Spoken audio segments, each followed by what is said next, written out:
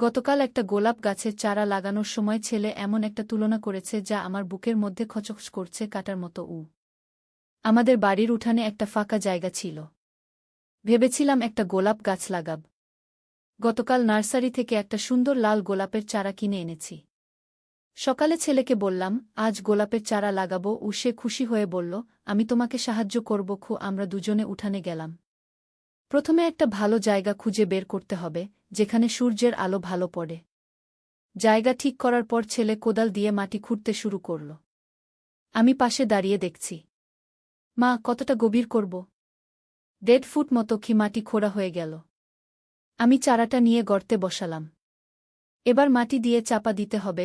আমরা দুজনে মিলে মাটি দিয়ে চারার গোড়া চাপা দিলাম।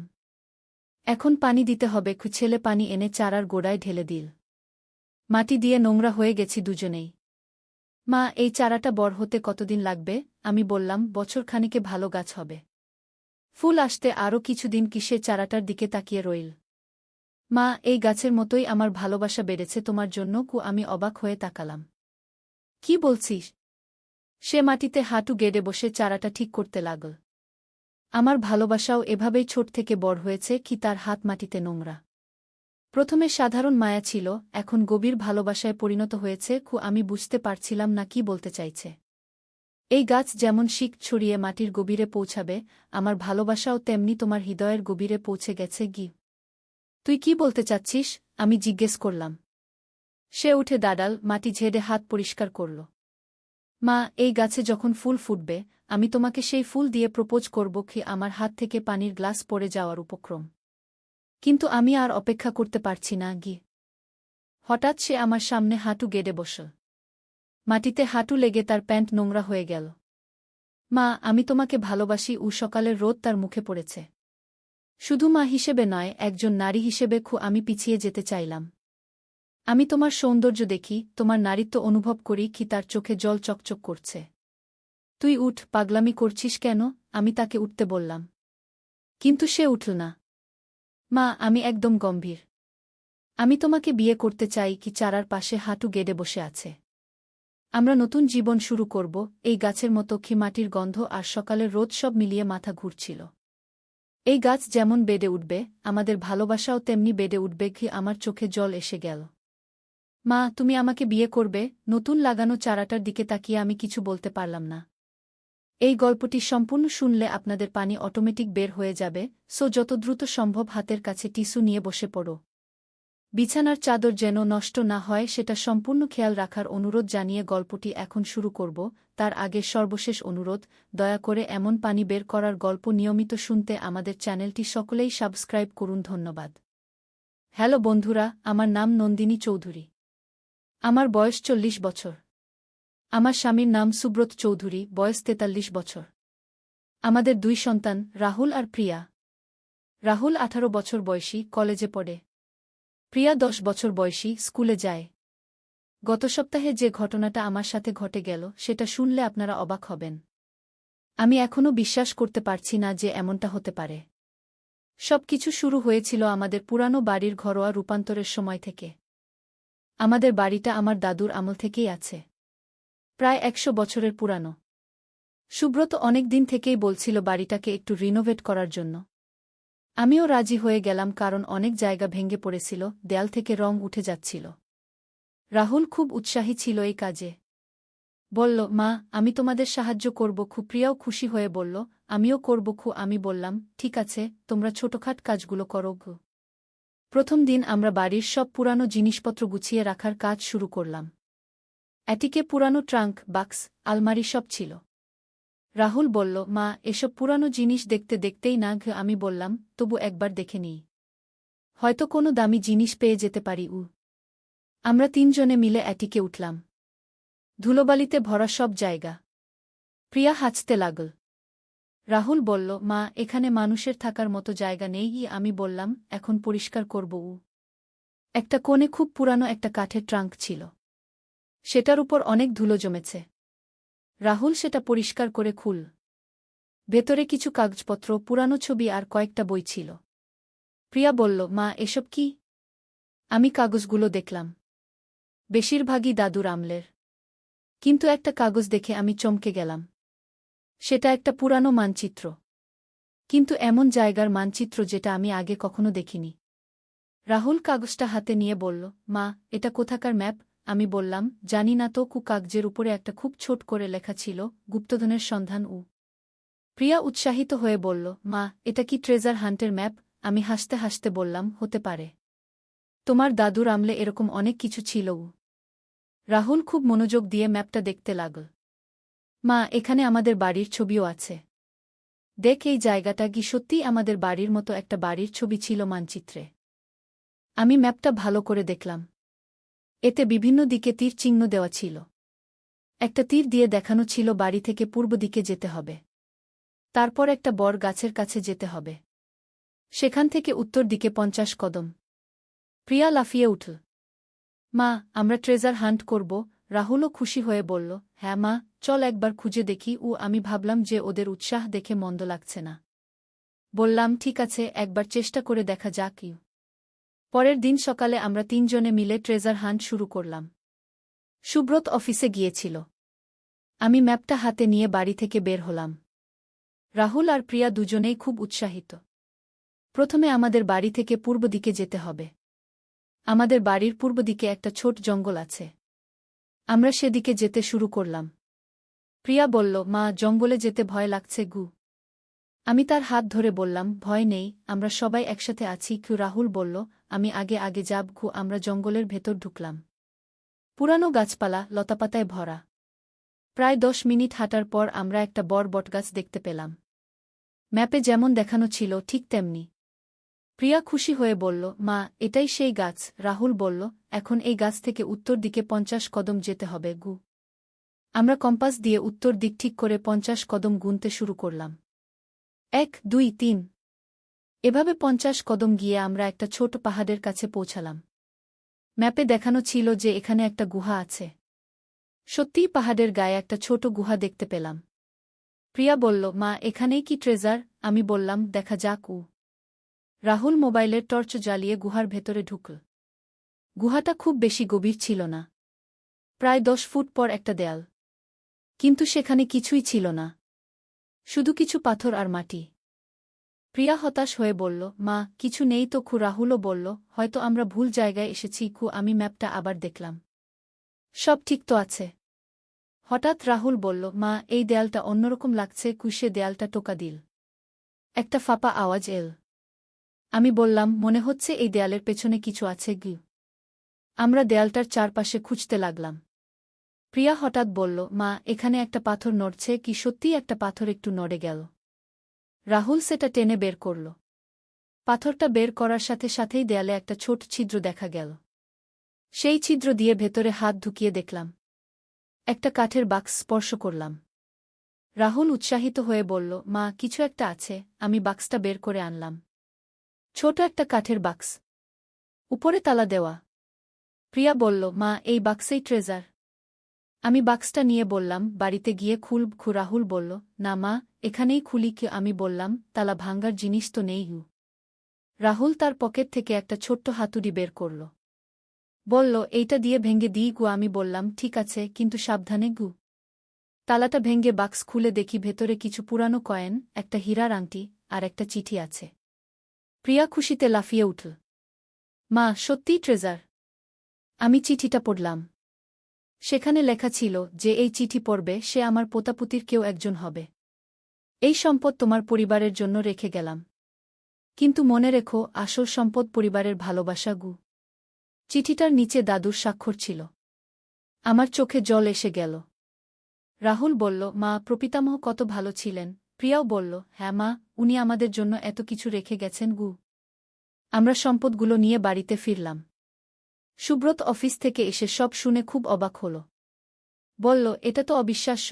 আমি বললাম, হ্যাঁ, আমিও এখনো বিশ্বাস করতে পারছি না। সন্ধ্যায় আমরা সবাই মিলে ট্রেজার হান্টের গল্প করতে লাগলাম। প্রিয়া বলল, মা, আমরা কি আরও ট্রেজার খুঁজে পাব? রাহুল বলল, হয়তো দাদু আরও কোথাও লুকিয়ে রেখেছেন। আমি বললাম, হতে পারে। তবে আসল কথা হল, আমরা পরিবার হিসেবে একসাথে কাজ করেছি। এটাই সবচেয়ে বড় পাওয়া। সুব্রত বলল, একদম ঠিক বলেছ। এই অভিজ্ঞতা আমাদের পরিবারের বন্ধন আরও দৃঢ় করেছে পরের কয়েকদিন আমরা বাড়ির রিনোভেশনের কাজ চালিয়ে গেলাম, কিন্তু এবারে অন্যরকম উৎসাহ নিয়ে, যেন আমরা একটা দল হয়ে কাজ করছি। রাহুল আর প্রিয়া দুজনেই খুব সাহায্য করল। একদিন আমরা বাড়ির পেছনের দিকটা পরিষ্কার করছিলাম। সেখানে অনেক পুরানো আগাছা, ভাঙ্গা ইটপাথর জমেছিল। হঠাৎ প্রিয়া বলল, মা, এখানে মাটির নিচে কিছু শক্ত জিনিস আছে আমি দেখলাম সত্যিই মাটির নিচে কিছু একটা আছে। রাহুল কোদাল দিয়ে খুঁড়তে শুরু করল। একটু পরেই একটা পাথরের স্ল্যাব বের হল। সেটার উপর কিছু লেখা। আমি ভালো করে দেখে পড়লাম, এখানে শুয়ে আছে আমার প্রিয় কুকুর বন্ধু। নাম টাইগার। তার সাথে কাটানো সুন্দর দিনগুলো কখনো ভুলব না। নিচে তারিখ লেখা ১৯২৫। প্রিয়া বলল, মা, এটা কুকুরের কবর। আমি বললাম, হ্যাঁ, তোমার প্রপিতামহর পোষা কুকুরের। রাহুল বলল, উনি কত ভালোবাসতেন পশুদের। আমরা সেই কবরটা সুন্দর করে পরিষ্কার করে রাখলাম। একটা ছোট বাগান বানিয়ে দিলাম চারপাশে। প্রিয়া বলল, এখন টাইগার আঙ্কেল খুশি হবে। এভাবে দিন কাটতে লাগল। আমাদের বাড়ি রিনোভেশনের কাজও শেষের দিকে এসে গেল। নতুন রং, নতুন ফ্লোর, সবকিছু খুব সুন্দর হয়েছে। কিন্তু সবচেয়ে বড় কথা, আমাদের পরিবারের মধ্যে একটা নতুন বন্ধন তৈরি হয়েছে। রাহুল এখন বাড়ির কাজে অনেক বেশি সাহায্য করে। প্রিয়া আগের চেয়ে অনেক বেশি কথা বলে। সুব্রত বলল, এই ট্রেজার হান্ট আমাদের পরিবারের জন্য একটা নতুন অধ্যায় শুরু করেছে। আমি মনে মনে দাদুকে ধন্যবাদ দিলাম। উনি শুধু সোনাদানা রেখে যাননি, আমাদের একসাথে থাকার, একসাথে কাজ করার একটা সুন্দর কারণ দিয়ে গেছেন। সেদিন সন্ধ্যায় আমরা সবাই বারান্দায় বসে চা খাচ্ছিলাম। হঠাৎ প্রিয়া বলল, মা, আমরা কি আরও ট্রেজার হান্ট করব? রাহুল বলল, হ্যাঁ, হয়তো দাদু আরও কোথাও কিছু লুকিয়ে রেখেছেন। আমি বললাম, হতে পারে।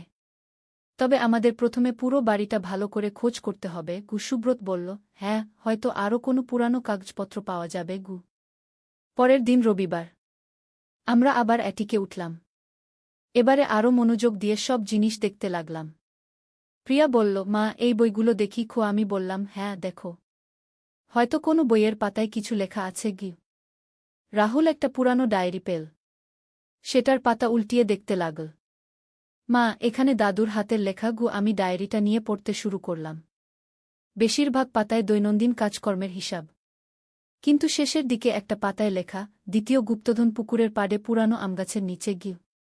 প্রিয়া উৎসাহিত হয়ে বলল, মা, আরেকটা ট্রেজার। আমি বললাম, কিন্তু আমাদের তো কোনো পুকুর নেই। রাহুল বলল, মা, হয়তো আগে ছিল, এখন ভরাট হয়ে গেছে। আমরা বাড়ির চারপাশে ঘুরে দেখলাম। বাড়ির পেছনে একটা জায়গা আছে যেটা বাকি জায়গার চেয়ে একটু নিচু। সেখানে মাটি অন্যরকম। রাহুল বলল, মা, এখানেই হয়তো পুকুর ছিল। সেই জায়গায় একটা পুরানো আমগাছ আছে, খুব বড় আর পুরানো।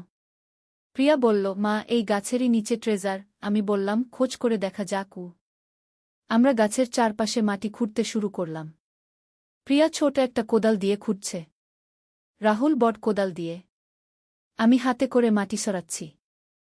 প্রায় ঘণ্টা খানেক খোঁড়ার পর প্রিয়া বলল, মা, এখানে কিছু একটা ঠকঠক করছে। আমি দেখলাম সত্যিই একটা শক্ত কিছু মাটির নিচে আছে। রাহুল সেটা বের করল।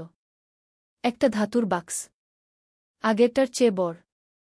উপরে মরিচা ধরেছে, কিন্তু তালা নেই। আমি বাক্স খুলে দেখি ভেতরে অনেকগুলো পুরানো কয়েন, কিছু গহনা আর আরেকটা চিঠি। এই চিঠিতে লেখা, এই সম্পদ আমার পরিবারের কষ্টের দিনে কাজে লাগবে, কিন্তু যতক্ষণ না প্রয়োজন ততক্ষণ এগুলো গুপ্ত রাখবে। মনে রেখো, অর্থ দিয়ে ভালোবাসা কেনা যায় না। আমি চিঠিটা পড়ে শুনালাম। সুব্রত বলল, তোমার দাদু কত জ্ঞানী মানুষ ছিলেন। আমি বললাম, হ্যাঁ, উনি জানতেন জীবনের আসল মূল্য কী। আমরা দ্বিতীয় ট্রেজারও বাড়িতে নিয়ে এলাম। প্রিয়া বলল, মা, আমরা এই টাকা দিয়ে কি করব? আমি বললাম, দাদুর কথা মতো প্রয়োজনে ব্যবহার করব। আপাতত তুলে রাখি। রাহুল বলল, মা, আরও ট্রেজার থাকতে পারে। আমি বললাম, হতে পারে, তবে আমাদের ধৈর্য রাখতে হবে। প্রিয়া বলল, হ্যাঁ মা, আমরা একটু একটু করে খুঁজব। পরের কয়েকদিন আমরা বাড়ির বিভিন্ন জায়গায় খুঁজতে থাকলাম।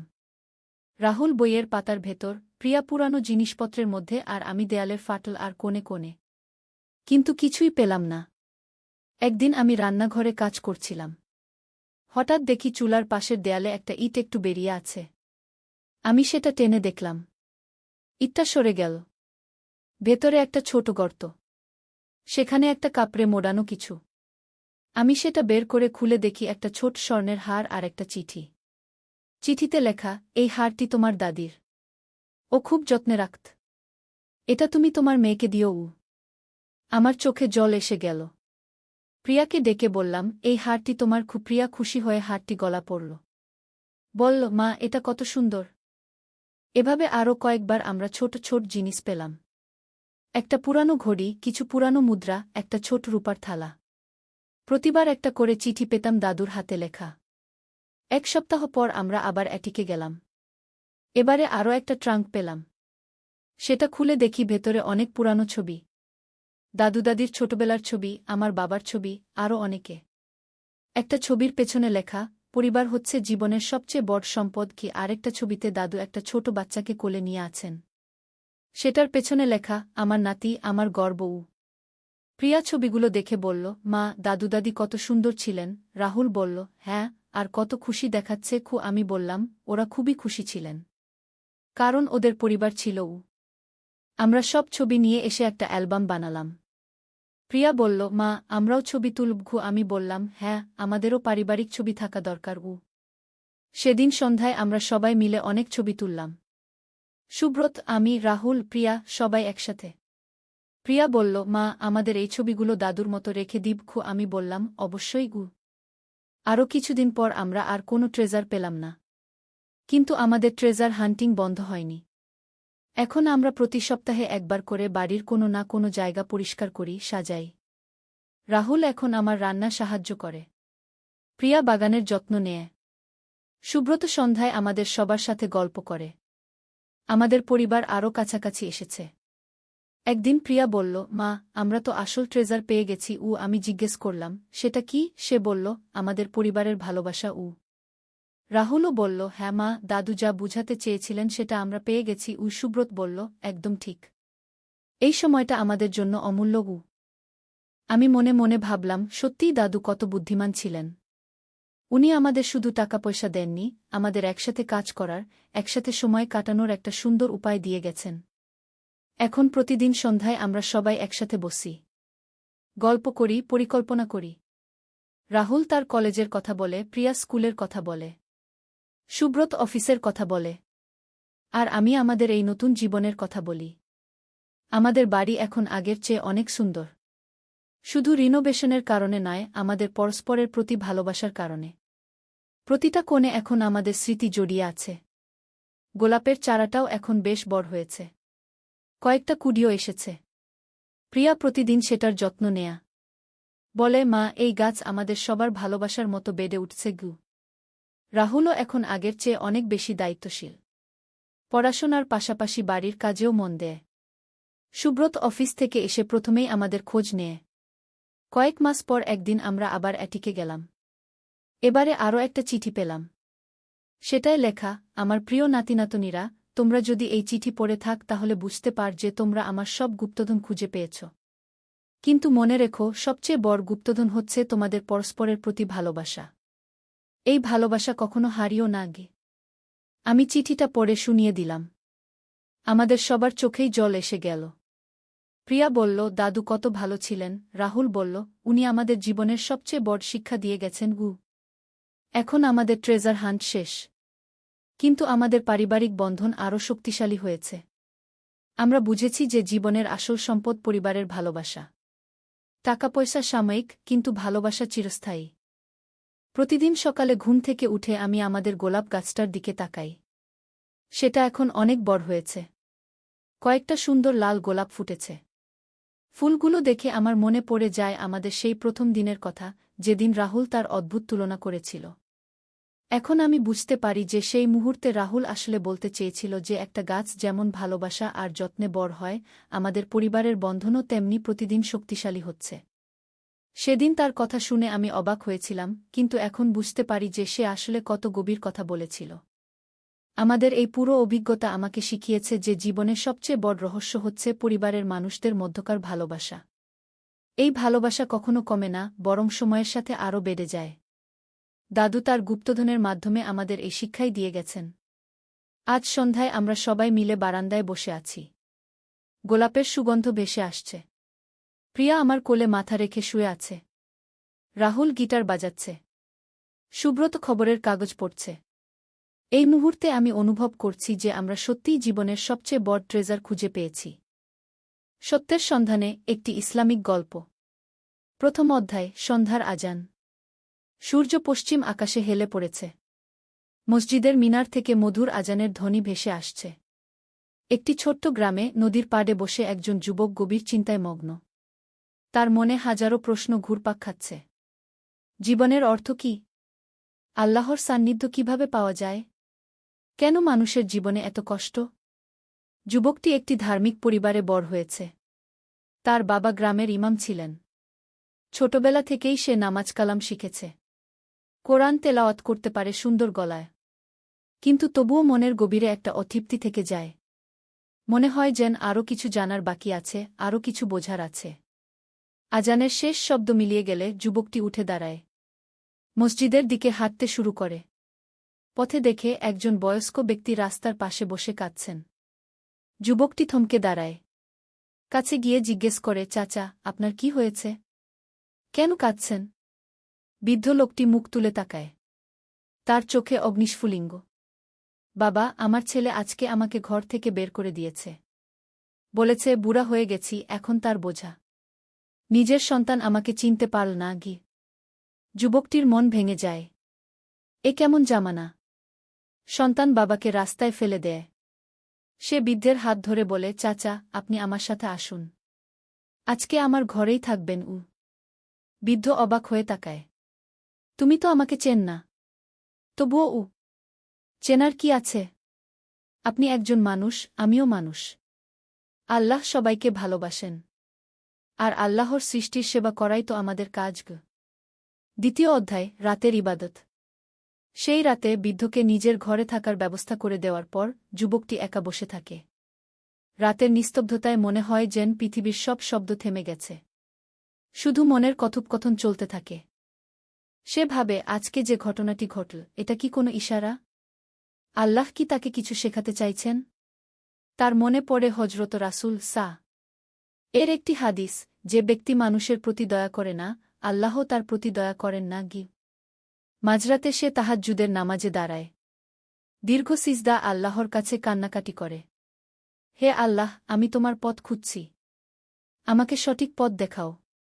আমার অন্তরে তোমার ভালোবাসা ঢেলে দাও। নামাজের পর বসে কোরআন তেলাওয়াত করতে থাকে। হঠাৎ একটি আয়াত তার মনের গভীরে প্রভাব ফেলে, যে ব্যক্তি একটি প্রাণ বাঁচাল, সে যেন সমগ্র মানবজাতিকে বাঁচাল। এই আয়াতটি পড়ার পর যুবকটির মনে একটি নতুন উপলব্ধি জন্মায়। সে বুঝতে পারে, আল্লাহের সান্নিধ্য পেতে হলে শুধু নামাজ রোজা করলেই হবে না। মানুষের সেবা করতে হবে। দুঃখীদের পাশে দাঁড়াতে হবে। তৃতীয় অধ্যায়, সকালের আলো। ফজরের নামাজের পর যুবকটি বৃদ্ধের খোঁজ নেয়। দেখে তিনি একা বসে কাঁদছেন। কাছে গিয়ে জিজ্ঞেস করে, চাচা, কি ব্যাপার? আবার কাঁদছেন কেন? বাবা, আমি ভাবছিলাম, আমার মতো একটা বুড়া মানুষের জন্য তুমি এত কষ্ট করছ। আমার নিজের ছেলেই যেখানে আমাকে চায় না, সেখানে তুমি। যুবকটি বৃদ্ধের কাঁধে হাত রেখে বলে, চাচা, এসব কথা বলবেন না। আপনি আমার বাবার সমান। আর একটা কথা মনে রাখবেন, মানুষ ভুল করে, কিন্তু আল্লাহ কখনো ভুল করেন না। তিনি আপনাকে আমার কাছে পাঠিয়েছেন, এটাও একটা হেকমত। সেই দিন থেকে যুবকটির জীবনে একটা নতুন অধ্যায় শুরু হয়। সে প্রতিদিন গ্রামের দরিদ্র মানুষদের খোঁজ নেয়। কারো ঔষধ কিনে দেয়, কারো খাবারের ব্যবস্থা করে। অসুস্থদের হাসপাতালে নিয়ে যায়। একদিন সে দেখে একটি ছোট মেয়ে রাস্তার পাশে বসে আছে। তার পাশে একজন মহিলা শুয়ে আছেন। মেয়েটি কাঁদছে। যুবকটি কাছে গিয়ে দেখে মহিলাটি অজ্ঞান। তাড়াতাড়ি তাকে হাসপাতালে নিয়ে যায়। ডাক্তার জানায়, মহিলাটির খুব জ্বর। অনেকদিন ধরে কিছু খায়নি বলে শরীর দুর্বল। যুবকটি সব চিকিৎসার খরচ দেয়। কয়েকদিন পর মহিলাটি সুস্থ হয়ে ওঠেন। চতুর্থ অধ্যায়, বিপদের মুখোমুখি। যুবকটির এসব কাজে গ্রামের অনেকেই খুশি। কিন্তু কিছু মানুষ তাকে নিয়ে কথা বলে। তারা বলে, এই ছেলে বেশি বেশি দান খরাত করে। নিশ্চয়ই লোক দেখানো কাজ। এসব কথা যুবকটির কানেও পৌঁছায়। কিন্তু সে মোটেও মন খারাপ করে না। বরং আরও বেশি গোপনে দান খরাত করতে শুরু করে। কোরআনের একটি আয়াত তার মনে থাকে, যদি তোমরা প্রকাশ্যে দান কর তাহলেও ভালো, আর যদি গোপনে দরিদ্রদের দান কর তাহলে তা তোমাদের জন্য আরও ভালো।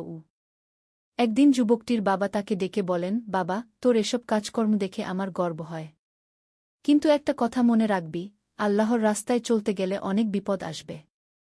শয়তান তোকে নানাভাবে পরীক্ষা করবে। বাবার কথা সত্যি হল। কিছুদিন পর যুবকটির ব্যবসায় বড় ক্ষতি হয়।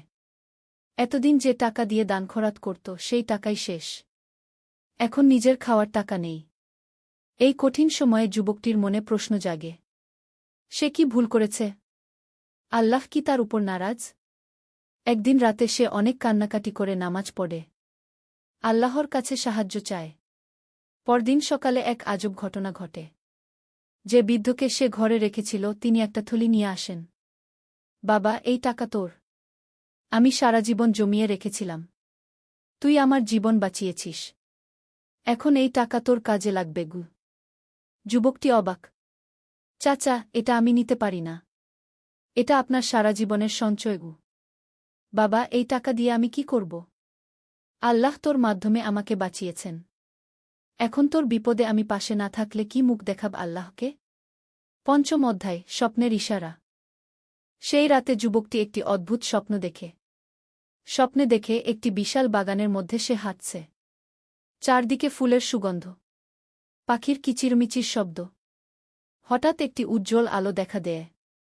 সেই আলোর মধ্য থেকে একটি কণ্ঠস্বর শোনা যায়, হে আমার বান্দা, তুমি আমার সন্তুষ্টি অর্জন করেছ।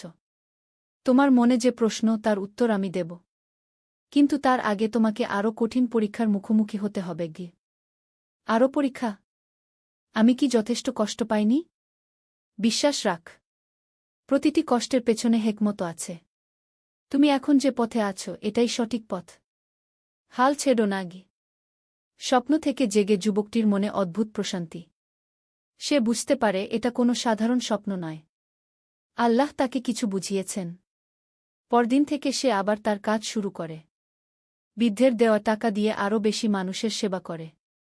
কিন্তু এবার সে আরও সতর্ক। প্রত্যেকটা কাজ করার আগে আল্লাহর কাছে দোয়া করে। একদিন সে শুনতে পায় পাশের গ্রামে বন্যা হয়েছে। অনেক ঘরবাড়ি ভেসে গেছে। মানুষ রাস্তায়। যুবকটি তার সব টাকা নিয়ে সেই গ্রামে যায়।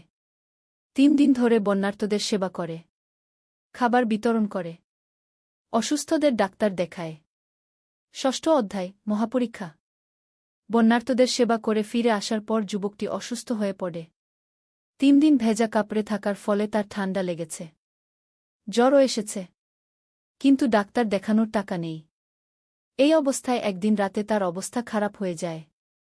জ্বরে বুক ছাই করছে, নিঃশ্বাস নিতে কষ্ট হচ্ছে। যুবকটি ভাবে, এই বুঝি আমার শেষ সময় এসে গেল। কিন্তু সে হাল ছাড়ে না। মনে মনে আল্লাহর কাছে দোয়া করতে থাকে, হে আল্লাহ, যদি আমার মৃত্যুর সময় এসে থাকে তাহলে আমি রাজি। কিন্তু একটা কথা, আমি যা কিছু করেছি তা শুধুমাত্র তোমার সন্তুষ্টির জন্য। আমার কোনো রিয়া বা লোক দেখানোর মনোভাব থেকে থাকলে তুমি আমাকে ক্ষমা করগু। এভাবে দোয়া করতে করতে তার চোখে ঘুম এসে যায়। স্বপ্নে আবার সেই উজ্জ্বল আলো দেখে।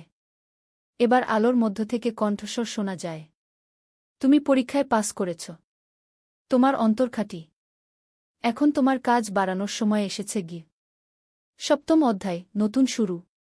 সকালে যুবকটির জ্বর কমে যায়। শরীরেও শক্তি ফিরে আসে। সে বুঝতে পারে আল্লাহ তাকে সুস্থ করেছেন। কিন্তু কেন? এর পেছনে নিশ্চয়ই কোনো উদ্দেশ্য আছে। কয়েকদিন পর একটি ঘটনা ঘটে যা তার জীবনকে সম্পূর্ণ বদলে দেয়া। গ্রামে একটি ধনী ব্যবসায়ী আসেন। তিনি যুবকটির সেবার কথা শুনেছেন। তার কাছে একটি প্রস্তাব নিয়ে আসেন, তুমি যেভাবে মানুষের সেবা কর তা দেখে আমার মন ছুঁয়ে গেছে। আমি একটি বড় দাতব্য সংস্থা খুলতে চাই। তুমি যদি এর দায়িত্ব নাও তাহলে অনেক বেশি মানুষের সেবা করতে পারবে। যুবকটি প্রথমে দ্বিধায় পড়ে, এত বড় দায়িত্ব সে নিতে পারবে কি? কিন্তু পরে সে রাজি হয়ে যায়। কারণ এটাই তো তার স্বপ্ন ছিল, আরও বেশি মানুষের সেবা করা। সংস্থা চালু হওয়ার পর যুবকটি দেখে আসলেই অনেক বেশি মানুষের উপকার হচ্ছে। গ্রামে একটি হাসপাতাল হয়েছে, একটি স্কুল হয়েছে, দরিদ্র মেয়েদের জন্য কারিগরি প্রশিক্ষণের ব্যবস্থা হয়েছে। কিন্তু এসবের মধ্যেই যুবকটি আল্লাহর কথা ভুলে যায় না। প্রতিদিন তাহাজ্জুদ পড়ে, কোরআন তেলাওয়াত করে, আল্লাহর কাছে দোয়া করে যেন তার মনে রিয়া না আসে। অষ্টম অধ্যায়, নতুন চ্যালেঞ্জ। দাতব্য সংস্থা চালু হওয়ার কয়েক মাস পর যুবকটি দেখে কিছু কর্মচারী দুর্নীতি করছে। তারা দরিদ্রদের জন্য বরাদ্দ টাকা নিজেদের পকেটে ভরছে। এটা দেখে যুবকটির মন খারাপ হয়। সে ঠিক করে এসব বন্ধ করতে হবে। কঠোর হাতে দুর্নীতিবাজদের শাস্তি দিতে হবে। কিন্তু এ কাজ করতে গিয়ে তাকে অনেকের শত্রুতার সম্মুখীন হতে হয়। যারা দুর্নীতি করত তারা তার বিরুদ্ধে ষড়যন্ত্র শুরু করে। একদিন পুলিশ এসে যুবকটিকে গ্রেফতার করে। অভিযোগ, সে নাকি সংস্থার টাকা আত্মসাৎ করেছে। যুবকটি জানে এটা মিথ্যা অভিযোগ, কিন্তু প্রমাণ করার উপায় নেই। জেলে বসে যুবকটির মনে আবার সেই পুরানো প্রশ্ন জাগে। সে কি ভুল পথে? আল্লাহ কি তার উপর নারাজ? কিন্তু এবার সে হতাশ হয় না, বরং আরও বেশি নামাজ পড়ে, কোরআন তেলাওয়াত করে। জেলের অন্য কয়েদিরা তাকে দেখে অবাক হয়। এত বিপদেও সে কিভাবে এত শান্ত থাকে? যুবকটি তাদের বলে, আল্লাহর উপর ভরসা রাখলে কোনো বিপদই বড় মনে হয় না গি। নবম অধ্যায়, সত্যের বিজয়। জেলে থাকার 2 মাস পর একটি অলৌকিক ঘটনা ঘটে। যে বৃদ্ধকে যুবকটি একসময় সাহায্য করেছিল, তিনি সত্যি ঘটনা জানতে পেরে আদালতে সাক্ষ্য দেন। তিনি প্রমাণ করেন যে যুবকটি নিজের টাকা খরচ করে মানুষের সেবা করত। তাকে মিথ্যা মামলায় ফাঁসানো হয়েছে। আদালত যুবকটিকে নির্দোষ বলে রায় দেয়া। তাকে মুক্তি দেওয়া হয়। কিন্তু এত কিছুর পরও যুবকটি যারা তার বিরুদ্ধে ষড়যন্ত্র করেছিল তাদের প্রতি কোনো রাগ রাখে না, বরং তাদের ক্ষমা করে দেয়। মুক্তি পাওয়ার পর যুবকটি আবার তার কাজে ফিরে যায়। কিন্তু এবার সে আরও সাবধান। সৎ লোকদের সাথে নিয়ে কাজ করে। দুর্নীতির বিরুদ্ধে কঠোর ব্যবস্থা নেয়া। কিছুদিনের মধ্যেই দাতব্য সংস্থা আগের চেয়েও ভালো কাজ করতে শুরু করে। আরও বেশি মানুষের উপকার হয়। গ্রামের চেহারাই বদলে যায়। দরিদ্রতা কমে আসে। শিক্ষার হার বাড়ে। দশম অধ্যায়, জীবনের উপলব্ধি। এভাবে কয়েক বছর চলার পর যুবকটি একদিন বসে ভাবে, জীবনে তার কত পরিবর্তন হয়েছে। ছোটবেলায় যে প্রশ্নগুলো তার মনে ছিল সেগুলোর উত্তর এখন সে পেয়ে গেছে। জীবনের অর্থ কি?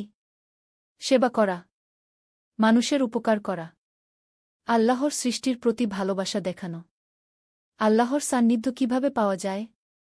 শুধু নামাজ কালাম নয়, মানুষের কাজেও আসতে হয়। দুঃখীদের দুঃখ দূর করতে হয়। কেন মানুষের জীবনে কষ্ট আসে? এটা পরীক্ষা। আল্লাহ দেখেন কে তার বিপদে ধৈর্য ধরে, কে তাকে ভুলে যায় না। যুবকটি এখন আর আগের মতো নয়। তার চুলে পাক ধরেছে, চেহারায় অভিজ্ঞতার ছাপ, কিন্তু মনটা আগের মতোই পবিত্র, আল্লাহর প্রতি ভালোবাসায় ভরা। সে এখন গ্রামের মানুষের কাছে একটি আদর্শ। ছোট ছেলেমেয়েরা তাকে দেখে অনুপ্রেরণা পায়। বয়স্করা তার কাছে পরামর্শ নিতে আসে।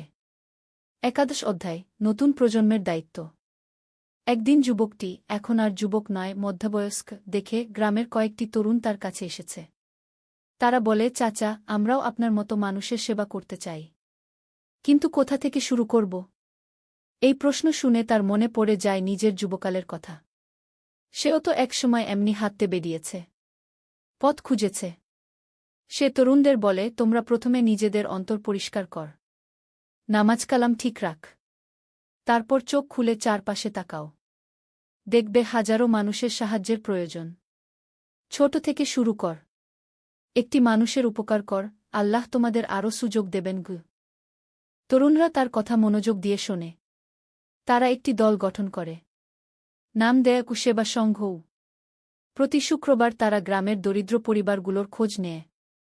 অসুস্থদের দেখতে যায়। পড়াশোনায় পিছিয়ে পড়া ছেলে মেয়েদের পড়ায়। এই কাজে তাদের উৎসাহ দেখে মধ্যবয়স্ক লোকটির, আগের যুবক, মন আনন্দে ভরে যায়। সে ভাবে, আলহামদুলিল্লাহ, আল্লাহ আমার কাজকে এগিয়ে নিয়ে যাওয়ার জন্য নতুন মানুষ পাঠিয়েছেন গু।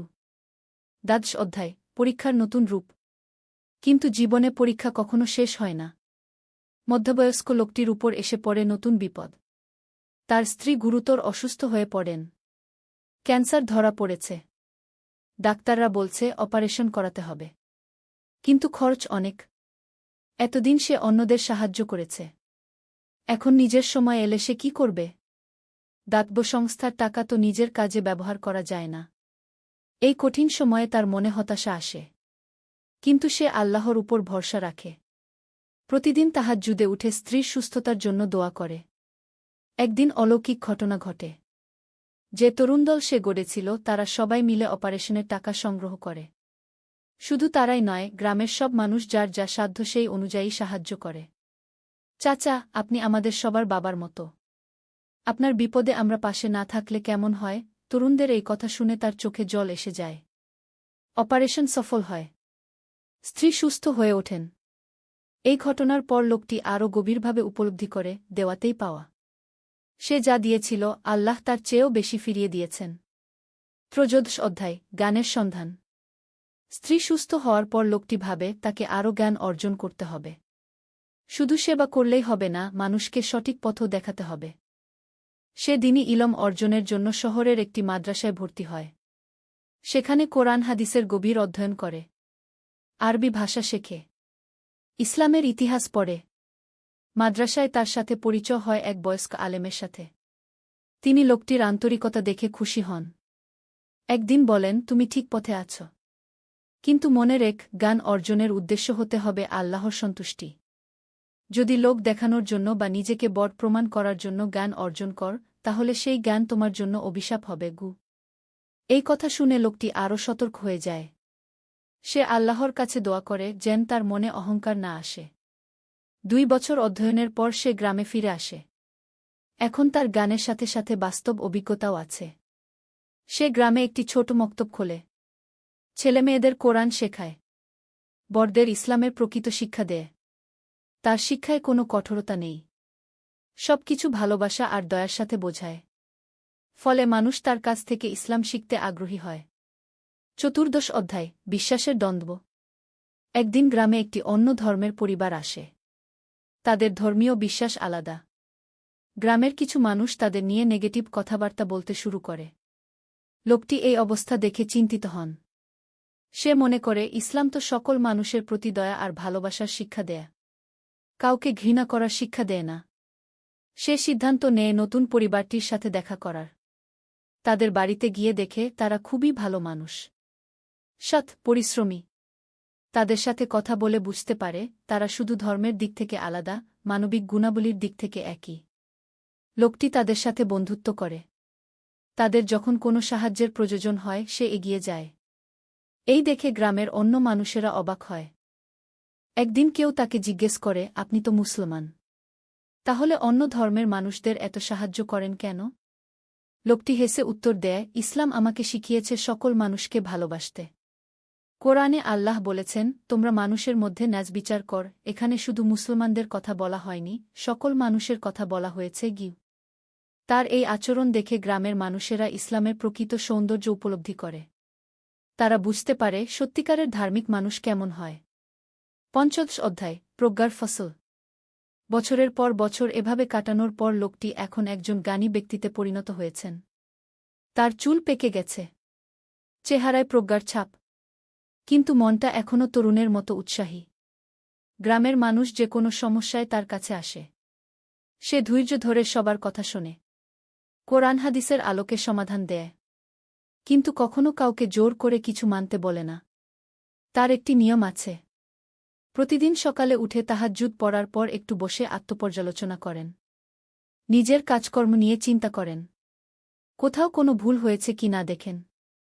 একদিন এই আত্মপর্যালোচনার সময় তার মনে পড়ে যায় যুবকালের সেই প্রশ্নগুলোর কথা। আজ তিনি স্পষ্ট দেখতে পাচ্ছেন, জীবনের সব প্রশ্নের উত্তর একটাই, আল্লাহর সন্তুষ্টি অর্জন।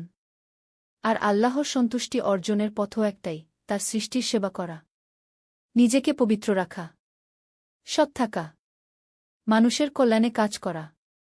16 অধ্যায়, উত্তরাধিকার। তিনি এখন ভাবেন তার পরে কি হবে। তার কাজগুলোকে এগিয়ে নিয়ে যাবে। এই চিন্তা করে তিনি যুব সমাজের উপর আরও বেশি নজর দেন। যে তরুণদল তিনি গড়েছিলেন তারা এখন পরিণত হয়েছে। তাদের কেউ ডাক্তার হয়েছে, কেউ ইঞ্জিনিয়ার, কেউ শিক্ষক। কিন্তু সবাই তাদের নিজ নিজ ক্ষেত্রে সৎ থেকে মানুষের সেবা করছে। একদিন তিনি তাদের সবাইকে ডেকে বলেন, তোমরা এখন বিভিন্ন পেশায় আছ। কিন্তু মনে রেখ, যে পেশাতেই থাক না কেন, তোমাদের প্রথম পরিচয়, তোমরা আল্লাহর বান্দা।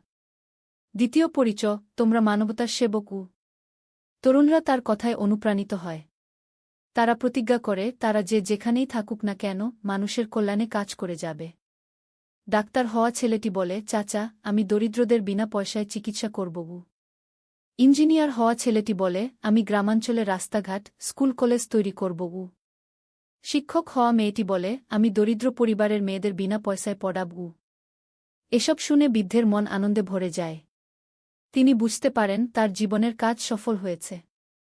তিনি একদল সৎ, দেশপ্রেমিক তরুণ তৈরি করতে পেরেছেন। সপ্তদশ অধ্যায়, জীবনের সন্ধ্যা। বৃদ্ধ হয়ে যাওয়ার পর তিনি সক্রিয় কাজকর্ম কমিয়ে দেন।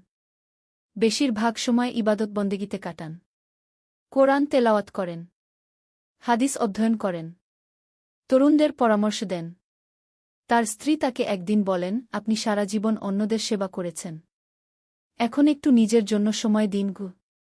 তিনি হেসে উত্তর দেন, জীবনের এই বয়সে এসে আমি বুঝেছি, অন্যদের সেবা করাটাই নিজের সবচেয়ে বড় সেবা। আল্লাহর সন্তুষ্টি অর্জন করাটাই জীবনের সবচেয়ে বড় পাওয়া গো। তিনি এখন প্রতিদিন দীর্ঘ সময় ধরে দোয়া করেন।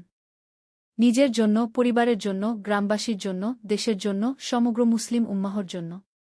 একদিন তাহাজ্জুদের সময় তিনি আল্লাহর কাছে দোয়া করেন, হে আল্লাহ, আমার জীবনে যত ভুল ত্রুটি হয়েছে সব ক্ষমা করে দাও। আমি যা কিছু ভালো কাজ করেছি তা কবুল কর। আর আমার মৃত্যু যেন ঈমানের সাথে হয় গে।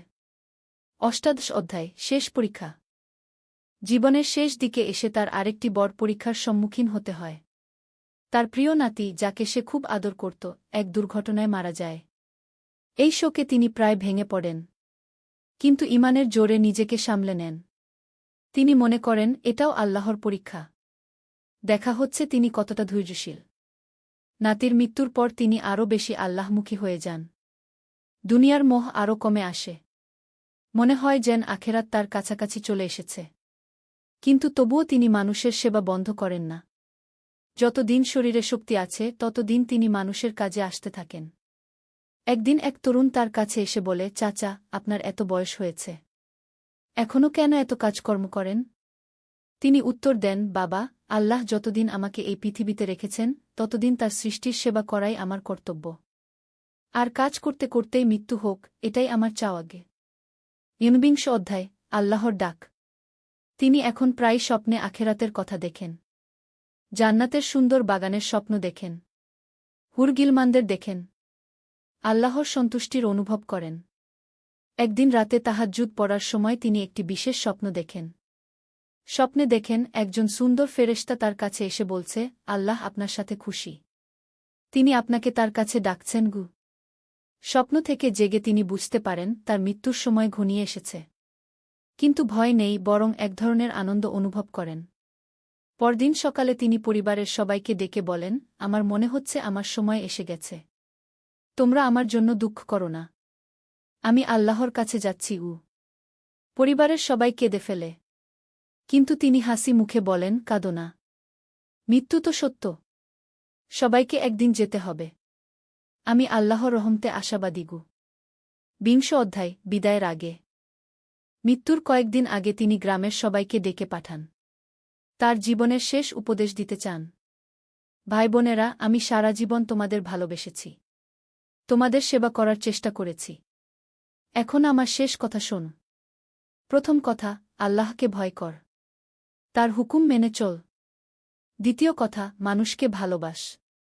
ধনী গরিব, ছোট বড় সবাইকে সমান চোখে দেখ। তৃতীয় কথা, সততার পথ থেকে কখনো সরে যেও না। টাকা পয়সার লোভে পড়ে অন্যায় করো না। চতুর্থ কথা, মানুষের সেবা কর। দুঃখীদের পাশে দাঁড়াও। এটাই তোমাদের জান্নাতের পথ। পঞ্চম কথা, তোমাদের সন্তানদের ভালো শিক্ষা দাও। দ্বীনি এবং দুনিয়াবি, দুই শিক্ষাই দরকার। এই পাঁচটা কথা মনে রাখলে তোমাদের দুনিয়া এবং আখেরাত দুটোই সুন্দর হবে গি। গ্রামের সবাই কান্নায় ভেঙে পড়ে। সবার মনে হয় যেন তাদের বাবা চলে যাচ্ছেন। একবিংশ অধ্যায়, শেষ নিঃশ্বাস। তার মৃত্যুর দিন ছিল শুক্রবার। সকালে উঠে স্বাভাবিক নিয়মে তাহাজ্জুদ পড়েন। ফজরের নামাজ পড়েন। কোরআন তেলাওয়াত করেন। দুপুরের দিকে তিনি শুয়ে পড়েন। পরিবারের সবাই তার পাশে বসে থাকে। তিনি তাদের দিকে তাকিয়ে হাসেন। আমি যাচ্ছি। তোমরা আমার জন্য দোয়া করো। আর মনে রেখ, মৃত্যু মানে শেষ নয়। এটা আরেক জীবনের শুরু। এই কথা বলে তিনি চোখ বন্ধ করেন। ঠোঁটে কালেমা লা ইলাহা ইল্লাল্লাহু মুহাম্মাদুর রাসূলুল্লাহ কু এই কালেমার সাথেই তার শেষ নিঃশ্বাস। তার মুখে একটি অদ্ভুত প্রশান্তি। মনে হচ্ছে তিনি ঘুমিয়ে আছেন। কোনো কষ্টের চিহ্ন নেই। ২২তম অধ্যায়, চিরবিদায়।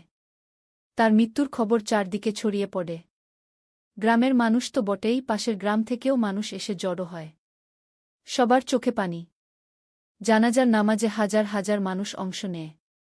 এত মানুষ যে মসজিদে ধরে না, রাস্তায় দাঁড়িয়ে নামাজ পড়তে হয়। জানাজার নামাজে ইমাম সাহেব বলেন, এই মানুষটি আমাদের জন্য একটি আদর্শ রেখে গেছেন। তিনি দেখিয়ে গেছেন কিভাবে আল্লাহর সন্তুষ্টি অর্জন করতে হয়। কবরে দাফনের সময় একদিন আলী সাহেব সোহেলের অফিসে এলেন। সোহেল তাকে দেখে অবাক হয়ে গেল। স্যার, আপনি এখানে? হ্যাঁ সোহেল, তোমার অফিস একবার দেখতে চাইলাম। খুব সুন্দর হয়েছে গু। আলী সাহেব পুরো অফিস ঘুরে দেখলেন। কর্মচারীদের সাথে কথা বললেন। তারপর সোহেলের রুমে এসে বসলেন। সোহেল, তুমি অনেক দূর এসেছ। মনে আছে ৭ বছর আগে তুমি যখন আমার অফিসে প্রথম এসেছিলে চা বানানোর কাজ করতে? হ্যাঁ স্যার, সব মনে আছে ইউ। আমি গর্বিত যে আমি তোমাকে একটা সুযোগ দিয়েছিলাম, আর তুমি সেই সুযোগকে কাজে লাগিয়েছ। জানো সফলতার মূল সূত্র কি? কি স্যার? কঠোর পরিশ্রম, সততা আর হাল না ছাড়া। তোমার মধ্যে এই ৩টা গুণই আছে গু। সোহেল চোখে জল নিয়ে বলল, আপনি না থাকলে আজ আমি এখানে পৌঁছাতে পারতাম না স্যার। না সোহেল, আমি শুধু একটা দরজা খুলে দিয়েছিলাম। ভেতরে ঢুকে পথ তৈরি করেছ তুমি নিজে গু। আলী সাহেব চলে যাওয়ার আগে বললেন, আমার একটা বড় প্রজেক্ট আছে। একটা 20 ফ্লোর বিজনেস টাওয়ার। আমি চাই তুমি এই প্রজেক্টে আমার সাথে পার্টনার হও। ৫০-৫০। রাজি? সোহেল অবাক হয়ে গেল। এত বড় প্রজেক্ট? স্যার, আমার কি যথেষ্ট সামর্থ্য আছে? আছে। আমি বিশ্বাস করি। সোহেল রাজি হয়ে গেল। এটা তার জীবনের সবচেয়ে বড় প্রজেক্ট হবে। ৫০ অধ্যায়, বড় চ্যালেঞ্জ। 20 ফ্লোর বিজনেস টাওয়ারের কাজ শুরু হল। এটা সোহেলের জীবনের সবচেয়ে বড় চ্যালেঞ্জ। প্রজেক্টের বাজেট প্রায় ১০ করোড় টাকা। সোহেলকে ৫ করোড় টাকা ইনভেস্ট করতে হবে। সোহেল তার সব সঞ্চয়ে, ব্যাংক লোন আর কিছু ইনভেস্টর থেকে টাকা জোগাড় করল। এটা একটা বিশাল ঝুঁকি। যদি প্রজেক্ট ব্যর্থ হয়, সব শেষ। মিনা চিন্তিত ছিল। সোহেল, এত বড় ঝুঁকি নেওয়া ঠিক হবে? মিনা, জীবনে বড় কিছু করতে হলে ঝুঁকি নিতে হয়। আমি এই সুযোগ হাতছাড়া করতে চাই না গিয়ে। কিন্তু যদি কিছু ভুল হয়? ভুল হবে না। আমি আলী সাহেবের সাথে আছি। উনি আমাকে গাইড করবেন। প্রজেক্ট শুরু হল। প্রথম ৬ মাস সব ভালোই চলছিল। কাজ সময়মতো হচ্ছে, বাজেট ঠিক আছে। কিন্তু ৭ মাসের মাথায় একটা বড় সমস্যা দেখা দিল। একজন প্রধান ইনভেস্টর হঠাৎ তার টাকা ফেরত চাইলেন। তিনি অন্য একটা জরুরি কাজে টাকা লাগবে বলে জানালেন। ১ করোড় টাকা ফেরত দিতে হবে। সোহেল বিপদে পড়ে গেল। ১ করোড় টাকা এখন কোথায় পাবে? প্রজেক্টে সব টাকা ঢেলে দিয়েছে। সে আলী সাহেবের সাথে কথা বলল। আলী সাহেব বললেন, চিন্তা করো না, আমি ব্যবস্থা করছি। কিন্তু আলী সাহেবও বড় একটা প্রজেক্টে আটকে আছেন। তার হাতে লিকুইড ক্যাশ নেই। সোহেল অন্য ব্যাংক থেকে লোন নেওয়ার চেষ্টা করল। কিন্তু ব্যাংক বলল, ইতিমধ্যে তার অনেক লোন আছে, নতুন লোন দিতে পারবে না। সোহেল রাতে ঘুমাতে পারছিল না। খাওয়া দাওয়া বন্ধ করে দিয়েছিল। মিনা তাকে দেখে খুব চিন্তিত হয়ে গেল। সোহেল, প্লিজ নিজেকে এভাবে শেষ করে ফেলো না। কোনো একটা রাস্তা বের হবেই কি। কিন্তু সোহেল কোনো রাস্তা দেখতে পাচ্ছিল না। ইনভেস্টর ১৫ দিন সময় দিয়েছে। ১৫ দিনের মধ্যে টাকা ফেরত না দিলে তিনি আইনি ব্যবস্থা নেবেন। ১০ দিন কেটে গেল। সোহেল কোনো সমাধান খুঁজে পেল না। সে প্রায় হাল ছেড়ে দিয়েছিল। ১১ দিনের দিন একটা অপ্রত্যাশিত ঘটনা ঘটল। জাহিদ ভাই, সোহেলের পুরনো সহকর্মী, তার অফিসে এলেন। জাহিদ ভাই এখন একটা রিয়েল এস্টেট কোম্পানিতে সিনিয়র ম্যানেজার। সোহেল, আমি তোমার সমস্যার কথা শুনেছি গু। হ্যাঁ ভাই, আমি বিপদে পড়েছি গু। আমি তোমাকে সাহায্য করতে চাই। আমার কিছু সঞ্চয় আছে, 5 লাখ টাকা। তুমি নাও। সোহেল চোখে জল নিয়ে বলল, ভাই আমি কিছু বলার দরকার নেই। তুমি আমাকে অনেক কিছু শিখিয়েছ। তোমার কাছ থেকে পরিশ্রম আর সততা শিখেছি। এখন আমার পালা তোমাকে সাহায্য করার। জাহিদ ভাই চলে যাওয়ার পর আরও দুজন এলো। একজন সোহেলের পুরনো ক্লায়েন্ট, আরেকজন তার কর্মচারী। দুজন মিলে আরও 8 লাখ টাকা দিল। করিম মামা 20 লাখ টাকা ব্যবস্থা করলেন। তার কিছু বন্ধুদের কাছ থেকে ধার করে। মিনা তার সব গয়না বিক্রি করে 10 লাখ টাকা দিল। সবাই মিলে প্রায় 45 লাখ টাকা জোগাড় হল। বাকি 65 লাখ টাকা সোহেল তার অফিসের সব অ্যাসেট বিক্রি করে আর একটা প্রাইভেট ফিন্যান্স কোম্পানি থেকে উচ্চ সুদে লোন নিয়ে ব্যবস্থা করল। ঠিক 14 দিনের দিন সোহেল ইনভেস্টরকে 1 করোড় টাকা ফেরত দিল। ইনভেস্টর টাকা নিয়ে চলে গেলেন। সোহেল তার অফিসে ফিরে এসে চেয়ারে বসে কাঁদল। এত চাপ, এত টেনশন, সব যেন একসাথে বের হয়ে এল। মিনা এসে তাকে জড়িয়ে ধরল। আমরা পেরেছি সোহেল, আমরা পেরেছি গু। ষোড়শ অধ্যায়, পুনরুদ্ধার। এই ঘটনার পর সোহেল আরও সাবধান হয়ে গেল। সে বুঝল ব্যবসায় শুধু সাহস নয়, বুদ্ধিও লাগে। ঝুঁকি নিতে হয়, কিন্তু হিসাব করে। প্রজেক্ট চলতে থাকল। এবার সোহেল আরও সতর্কতার সাথে সবকিছু পরিচালনা করল। প্রতিটা খরচ হিসাব করল, প্রতিটা সিদ্ধান্ত ভেবেচিন্তে নিল। আরও 1 বছর পর 20 ফ্লোর বিজনেস টাওয়ার সম্পন্ন হল। চমৎকার বিল্ডিং, শহরের অন্যতম সুন্দর ভবন। বিল্ডিংয়ের উদ্বোধন অনুষ্ঠানে শহরের মেয়র এলেন। অনেক ব্যবসায়ী, সাংবাদিক এল। সোহেলের নাম পত্রিকা ছাপা হল। স্বপ্নের শহরে এক তরুণ উদ্যোক্তার সফলতার গল্প। প্রজেক্ট থেকে সোহেলের লাভ হল প্রায় 2 করোড় টাকা। এই টাকা দিয়ে সে সব ঋণ শোধ করল। জাহিদ ভাইয়ের টাকা ফেরত দিল। করিম মামার ঋণ শোধ করল।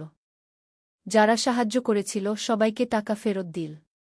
মিনার জন্য নতুন গয়না কিন, আরও সুন্দর। তার মাকে গ্রামে একটা নতুন পাকা বাড়ি বানিয়ে দিল। মা কাঁদতে কাঁদতে বললেন, তোর বাবা বেঁচে থাকলে কত খুশি হতো। তুই আমার সব স্বপ্ন পূরণ করেছিস গে। সোহেল নিজেদের জন্য একটা ফ্ল্যাট কিন, 4 রুমের ফ্ল্যাট, সমুদ্রের কাছে। এখন আর ভাড়া বাড়িতে থাকতে হয় না। সপ্তদশ অধ্যায়, প্রতিদান।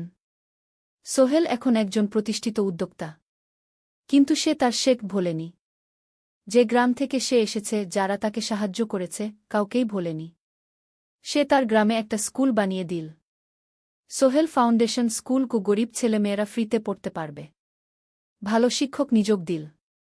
ভালো পড়াশোনার ব্যবস্থা করল। শহরে একটা ফ্রি মেডিকেল ক্লিনিক খুল। গরিব মানুষরা ফ্রিতে চিকিৎসা পাবে। প্রতি বছর 10 জন মেধাবী কিন্তু গরিব ছাত্রছাত্রীকে স্কলারশিপ দেওয়া শুরু করল। তারা বিনামূল্যে পড়াশোনা করতে পারবে। একদিন একটা টিভি চ্যানেল সোহেলের ইন্টারভিউ নিতে এল। আপনার সফলতার গোপন সূত্র কি? সোহেল একটু ভেবে বলল, কঠোর পরিশ্রম, সততা আর হাল না ছাড়া। এই 3টা জিনিস যদি কারো মধ্যে থাকে, সে যে কোনো কিছু অর্জন করতে পারে। আর সবচেয়ে বড় কথা, যারা আমাকে সাহায্য করেছে তাদের ছাড়া আমি কিছুই না। একা কেউ সফল হতে পারে না গি। আপনার পরবর্তী স্বপ্ন কি? আমি চাই আরও মানুষকে সাহায্য করতে। আমার মতো যারা গ্রাম থেকে শহরে আসে, তাদের জন্য একটা ট্রেনিং সেন্টার খুলব। তারা সেখানে বিভিন্ন স্কিল শিখতে পারবে, চাকরি পাবে, নিজের পায়ে দাঁড়াতে পারবে। অষ্টাদশ অধ্যায়, নতুন প্রজন্ম। আরও 5 বছর কেটে গেল। সোহেল এখন 45 বছরের। তার মেয়ে সারা এখন 9 বছরের। স্কুলে ক্লাস 4-এ পড়ে। খুব মেধাবী মেয়ে। একদিন সারা বাবাকে জিজ্ঞেস করল, বাবা, তুমি কিভাবে এত বড় হলে? আমার বন্ধুরা বলে তুমি একজন সফল মানুষ গো। সোহেল তাকে কোলে নিয়ে বসল। বাবা, তুমি জানো, তোমার দাদু ছিলেন একজন স্কুল শিক্ষক। খুব সৎ মানুষ। কিন্তু আমরা গরিব ছিলাম। আমি রিকশা চালাতাম গো। রিকশা? সত্যি? হ্যাঁ। তারপর আমি এই শহরে এলাম। অনেক কষ্ট করেছি, কিন্তু হাল ছাড়িনি। মানুষ আমাকে সাহায্য করেছে। আর আমি কঠোর পরিশ্রম করেছি। বাবা, আমিও কি তোমার মতো হতে পারব? অবশ্যই পারবে বাবা। তবে মনে রেখো, সফলতা মানে শুধু টাকা পয়সা না। সফলতা মানে ভালো মানুষ হওয়া, অন্যদের সাহায্য করা, সৎ থাকাগু। সারা মাথা নাডল। আমি ভালো মানুষ হব বাবাগু। সোহেল তার মেয়েকে জড়িয়ে ধরল। মনে মনে ভাবল তার জীবনের সব কষ্ট সার্থক হয়েছে। মিনা রান্নাঘর থেকে ডাকল, খাবার তৈরি। এসো উ। সোহেল সারাকে নিয়ে ডাইনিং টেবিলে গেল। ঋতু এসেছে। সে এখন বিয়ে করেছে, তার একটা ছেলে হয়েছে। সোহেলের মা মাঝে মাঝে চট্টগ্রামে বেড়াতে আসেন। আজও এসেছেন। সবাই মিলে খেতে বসল। হাসিগল্পে ভরা পরিবার। সোহেল তাকাল তার মায়ের দিকে, মিনার দিকে, সারার দিকে, ঋতুর দিকে। মনে হল জীবনে আর কি চাই। খাওয়া শেষে সবাই বসে রইল। গল্প করছিল। হঠাৎ সোহেলের ফোন বাজল। অফিস থেকে। একটা জরুরি বিষয়। সোহেল ফোন রেখে দিয়ে মিনাকে বলল, একটা নতুন প্রজেক্টের প্রস্তাব এসেছে। একটা এতিমখানা বানানোর কাজ। সরকারি প্রজেক্ট উ। তুমি নেবে? অবশ্যই। এটা আমার স্বপ্নের প্রজেক্ট। যেসব বাচ্চাদের বাবা মা নেই তাদের জন্য একটা সুন্দর জায়গা উ। মিনা হাসল। তুমি কখনো বদলাও না। এখনো অন্যদের কথা ভাবো গু। এটাই তো জীবন মিনা। শুধু নিজের জন্য বাঁচলে কি হবে? ঊনবিংশ অধ্যায়, উত্তরাধিকার। 10 বছর আরও কেটে গেল। সোহেল এখন 55 বছরের। তার চুলে পাক ধরেছে। কিন্তু শক্তি এখনও আগের মতোই। সারা এখন 19 বছরের। সে বিশ্ববিদ্যালয়ে ইঞ্জিনিয়ারিং পড়ছে। সে চায় বাবার মতো কনস্ট্রাকশন ইন্ডাস্ট্রিতে কাজ করতে। একদিন সারা বাবাকে বলল, বাবা, আমি তোমার কোম্পানিতে কাজ করতে চাই উ। এখনও তো তোর পড়াশোনা বাকি উ। জানি। কিন্তু আমি এখন থেকেই শিখতে চাই। ছুটির দিনে তোমার সাথে সাইটে যেতে চাই।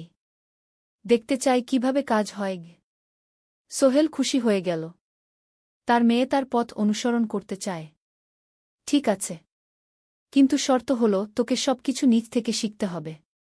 কোনো স্পেশাল ট্রিটমেন্ট পাবি না গে। আমি তো তাই চাই বাবাগু। সারা তার বাবার সাথে কাজ শিখতে শুরু করল। সে দেখল কিভাবে শ্রমিকরা কাজ করে, কিভাবে ম্যাটেরিয়াল বাছাই করতে হয়, কিভাবে একটা প্রজেক্ট ম্যানেজ করতে হয়। সোহেল তাকে কোনো সহজ পথ দিল না। সারাকেও সবার মতো কষ্ট করতে হল। সাইটে রোদে দাঁড়িয়ে থাকতে হল। শ্রমিকদের সাথে কথা বলতে হল। কিন্তু সারা হাল ছাড়ল না। সে তার বাবার মেয়ে। পরিশ্রম করতে জানে। 3 বছর পর সারা গ্রাজুয়েট হল। সে সোহেলের কোম্পানিতে জুনিয়র প্রজেক্ট ম্যানেজার হিসেবে যোগ দিল। সোহেল ধীরে ধীরে সারাকে বড় দায়িত্ব দিতে শুরু করল। সারা তার বাবার মতোই সৎ, পরিশ্রমী। 20 অধ্যায়, সমাপ্তি নয়, নতুন শুরু। আরও 5 বছর পর। সোহেল এখন 60 বছরের। সে সিদ্ধান্ত নিল, এবার অবসর নেওয়ার সময় এসেছে। কোম্পানির দায়িত্ব সারাকে দেবে। একটা অনুষ্ঠান করা হল। সোহেল আনুষ্ঠানিকভাবে কোম্পানির চেয়ারম্যান পদ থেকে অবসর নিল। সারা হল নতুন ম্যানেজিং ডিরেক্টর। সোহেল তার বক্তব্যে বলল, আমি যখন এই শহরে এসেছিলাম আমার পকেটে ছিল মাত্র 5,000 টাকা। একটা ছোট্ট ব্যাগ। আর অনেক স্বপ্ন। আজ 40 বছর পর আমি পেছনে ফিরে তাকাই, দেখি একটা দীর্ঘ পথ। সেই পথে অনেক কষ্ট ছিল, অনেক বাধা ছিল। কিন্তু ছিল অনেক ভালোবাসাও। অনেক মানুষের সাহায্যও। আমি বিশ্বাস করি সফলতা একা আসে না। এটা আসে অনেক মানুষের সমর্থন, ভালোবাসা আর বিশ্বাস নিয়ে। আমি যা কিছু অর্জন করেছি তা আমার একার না। এটা আমার পরিবারের, আমার কর্মচারীদের, আমার বন্ধুদের, সবার উ। আজ আমি আমার মেয়ে সারার হাতে এই দায়িত্ব তুলে দিচ্ছি। আমি জানি সে আমার চেয়ে ভালো করবে। কারণ সে শিখেছে আমার ভুল থেকে, আমার অভিজ্ঞতা থেকে গিয়ে। অনুষ্ঠান শেষ হল। সবাই চলে গেল। সোহেল আর মিনা অফিসে একা দাঁড়িয়ে রইল। মিনা, মনে আছে আমরা প্রথম কখন দেখা হয়েছিলাম? হ্যাঁ। তোমার সেই ছোট্ট মুদি দোকানে। তুমি বিস্কুট কিনতে এসেছিলে গে। কে ভেবেছিল সেই দিন থেকে আমাদের এই পর্যস্বপ্নের শহর। প্রথম অধ্যায়, যাত্রা শুরু। সকাল 7টা বেজে গেছে। ঢাকার কমলাপুর রেলস্টেশনে মানুষের ভিড়। চারদিকে চা বিস্কুট বিক্রেতাদের চিৎকার, ট্রেনের হর্ন আর যাত্রীদের কোলাহল। এই বিশাল ভিড়ের মধ্যে একটা ছোট্ট ব্যাগ হাতে দাঁড়িয়ে আছে সোহেল। বয়স মাত্র ২২। গায়ের রং শ্যামলা, চোখে স্বপ্নের ঝিলিক। ভাইজা, চট্টগ্রামের টিকিট আছে? সোহেল টিকিট কাউন্টারের সামনে দাঁড়িয়ে জিজ্ঞেস করল। আছে। ৩০ টাকা। কাউন্টারের লোকটা উত্তর দিল। সোহেল তার পকেট থেকে টাকা বের করল। মোট ৫,০০০ টাকা। এই টাকা সে জমিয়েছে গত ৩ বছরে রিকশা চালিয়ে। তার স্বপ্ন ছিল চট্টগ্রাম গিয়ে একটা ভালো চাকরি পাওয়া। গ্রামে আর থাকতে চায় না সে। বাবা মারা গেছেন ১০ বছর আগে। মা আর ছোট বোন ঋতুকে নিয়ে সংসার চালাচ্ছিল রিকশা চালিয়ে। কিন্তু এভাবে তো আর সারা জীবন চলবে না। টিকিট কেটে সোহেল প্ল্যাটফর্মে এলো। ট্রেন ছাড়বে আর মাত্র ১৫ মিনিট পরে। সে একটা বেঞ্চে বসে পড়ল। ব্যাগটা বুকের কাছে চেপে ধরল। এই ব্যাগে আছে তার সব সম্পদ, কিছু কাপড়, একটা ছোট্ট ফটো ফ্রেমে বাবা মায়ের ছবি, আর কিছু টাকা। কোথায় যাচ্ছেন? পাশে বসা একজন বয়স্ক মানুষ জিজ্ঞেস করলেন। চট্টগ্রাম কাকা। চাকরি খুঁজতে যাচ্ছি। কে? সোহেল বিনয়ের সাথে উত্তর দিল। ভালো। তবে শহরে সাবধানে থাকবেন। শহর মানে অনেক সুযোগ, কিন্তু অনেক ফাঁদও আছে। বয়স্ক লোকটা বললেন। সোহেল মাথা নাড়ল। সে জানে শহরের জীবন সহজ না। কিন্তু তার কোনো বিকল্প নেই। গ্রামে রিকশা চালিয়ে মাসে ৩,৫০০ টাকা আয় হতো। তার মধ্যে সংসার চালাতে হতো, বোনের স্কুলের খরচ দিতে হতো, মায়ের ওষুধের খরচ দিতে হতো। কিছুই বাঁচত না। আর এই জীবন থেকে বেরোনোর একটাই পথ, শহরে গিয়ে ভালো কাজ খুঁজে নেওয়া। সোহেল মনে মনে ভাবল তার বাবার কথা। বাবা ছিলেন একজন স্কুল শিক্ষক। খুব সৎ মানুষ ছিলেন। সবসময় বলতেন, সোহেল, তুই লেখাপড়া শিখে বড় মানুষ হবি। আমাদের পরিবারে আর কেউ বড় চাকরি করেনি। তুই করবি। কিন্তু বাবা যখন মারা গেলেন তখন সোহেল মাত্র এসএসসি পরীক্ষা দিয়েছে। ফলাফল ভালো হয়েছিল, জিপিএ অর্ধচতু। কিন্তু বাবার মৃত্যুর পর আর পড়া হল না। পরিবারের দায়িত্ব নিতে হল। ট্রেন ছাড়ল। সোহেল জানালার পাশে বসে বাইরে তাকাল। ধানক্ষেত, নদী, ছোট ছোট গ্রাম, সব পেছনে ফেলে ট্রেন এগিয়ে চল। সোহেলের মনে হল সে যেন তার পুরনো জীবনটাকেও পেছনে ফেলে আসছে। ট্রেনে একজন হকার এসে চা বিক্রি করছিল। সোহেল একটা চা কিনল। ১০ টাকা। চা খেতে খেতে সে ভাবছিল, চট্টগ্রাম পৌঁছে কি হবে? করিম মামা তাকে সাহায্য করবেন তো? চাকরি পাওয়া যাবে তো? করিম মামা আসলে সোহেলের খুব দূর সম্পর্কের মামা। সোহেলের দাদির বোনের ছেলে। অনেক বছর আগে গ্রাম ছেড়ে চট্টগ্রামে চলে গিয়েছিলেন। সেখানে একটা কনস্ট্রাকশন কোম্পানিতে কাজ করেন। বছরে একবার দুবার গ্রামে আসতেন। গত বছর যখন এসেছিলেন তখন সোহেলের মাকে বলেছিলেন, সোহেলকে চট্টগ্রাম পাঠান। আমি একটা কাজের ব্যবস্থা করে দেব। সেই কথাতেই ভরসা করে সোহেল আজ এই যাত্রা। দ্বিতীয় অধ্যায়, নতুন শহর। চট্টগ্রাম পৌঁছাতে প্রায় ৬ ঘণ্টা লেগে গেল। দুপুর ১টা বাজে। সোহেল স্টেশন থেকে বের হয়ে শহরের রাস্তায় দাঁড়াল। কি বিশাল শহর! এত গাড়ি, এত মানুষ। চারদিকে উঁচু উঁচু বিল্ডিং, দোকানপাট, মানুষের ভিড়। সোহেল কিছুক্ষণ দাঁড়িয়ে থাকল সব কিছু দেখতে দেখতে। তার মনে হচ্ছিল সে যেন অন্য কোনো পৃথিবীতে এসে পড়েছে। তার পকেটে একটা ছোট্ট কাগজ আছে। সেখানে লেখা একটা ঠিকানা, করিম মিয়া, বাড়ি নং ২৩, রোড নং ৫, আগ্রাবাদ, চট্টগ্রামকে। সোহেল একটা রিকশা ডাকল। কত নেবেন আগ্রাবাদ যেতে? ৫০ টাকা। সোহেল রিকশায় উঠল। রাস্তার দুধারে দোকান, মার্কেট, অফিস, সব কিছু দেখতে দেখতে সে অবাক হয়ে গেল। এত বড় শহর, এত কিছু! গ্রামের সেই ছোট্ট বাজারের সাথে কোনো তুলনাই হয় না। প্রায় আধা ঘণ্টা পর রিকশা একটা পুরনো বাড়ির সামনে থামল। ৩ তলা বাড়ি, কিন্তু রং উঠে গেছে। সিঁড়ি দিয়ে উঠে ৩য় তলায় করিম মামার ফ্ল্যাটে নক করল। দরজা খুলল এক মধ্যবয়সী মহিলা। কে? আসসালামু আলাইকুম আপা। আমি সোহেল। নোয়াখালীর গ্রাম থেকে এসেছি। করিম মামা বাড়িতে আছেন? মহিলা তাকে মাথা থেকে পা পর্যন্ত দেখল। করিম তো অফিসে গেছে। তুমি কে? কোথা থেকে এসেছ? সোহেল সব খুলে বলল। মহিলা তাকে ভেতরে ঢুকতে দিল। বসো। করিম সন্ধ্যায় ফিরবে। ফ্ল্যাটটা ছোট। 2টো রুম, একটা ছোট্ট রান্নাঘর আর একটা বাথরুম। কিন্তু সোহেলের কাছে খুব সুন্দর লাগল। গ্রামের সেই টিনের ঘরের চেয়ে তো অনেক ভালো। মহিলা তার নাম জানাল সালমা। করিম মামার স্ত্রী। তাদের দুটো ছেলে, একজন ক্লাস 8-এ পড়ে, আরেকজন ক্লাস 5-এ। খেয়েছ? সালমা আপা জিজ্ঞেস করল। না আপাগু। অপেক্ষা করো। ভাত আছে, মাছ আছে। খাও। সোহেল প্রথমে রাজি হতে চাইল না, কিন্তু খুব খিদে পেয়েছিল। সকাল থেকে শুধু একটা চা আর বিস্কুট খেয়েছে। খাওয়া দাওয়ার পর সোহেল বসে রইল। সালমা আপা তাকে গল্প করতে লাগল। তোমার মা কেমন আছেন? তোমার বোন? ভালো আছে আপা। মার একটু গেটে বাত আছে। ওষুধ খাচ্ছেন। বোন স্কুলে পড়ে। তুমি কি করতে চাও এখানে? চাকরি খুঁজছি আপা। যে কোনো কাজ করব। বাসায় মা আর বোনকে টাকা পাঠাতে হবে। সালমা আপা মাথা নাড়ল। করিম তোমার জন্য কিছু একটা করবে। সে ভালো মানুষ গ। সারাদিন অপেক্ষা করু সোহেল। সন্ধ্যা 6টায় করিম মামা ফিরলেন। 50-এর কাছাকাছি বয়স, কালো রঙের প্যান্ট শার্ট পরা, হাতে একটা ব্যাগ। আরে সোহেল, কবে এলি? করিম মামা খুশি হয়ে বললেন। আজ সকালে মামা গু। করিম মামা তাকে জড়িয়ে ধরলেন। অনেকদিন পর দেখলাম। কেমন আছিস? ভালো আছি মামা গি। ভালো করেছিস এসে। এখানে অনেক সুযোগ আছে। তোর জন্য একটা কাজের ব্যবস্থা করে দেব। তবে প্রথমে কয়েকদিন এখানে থাক। শহরটা একটু চিনে নে। তারপর কাজে যোগ দিবি। সোহেলের মনে আসার আলো জ্বল।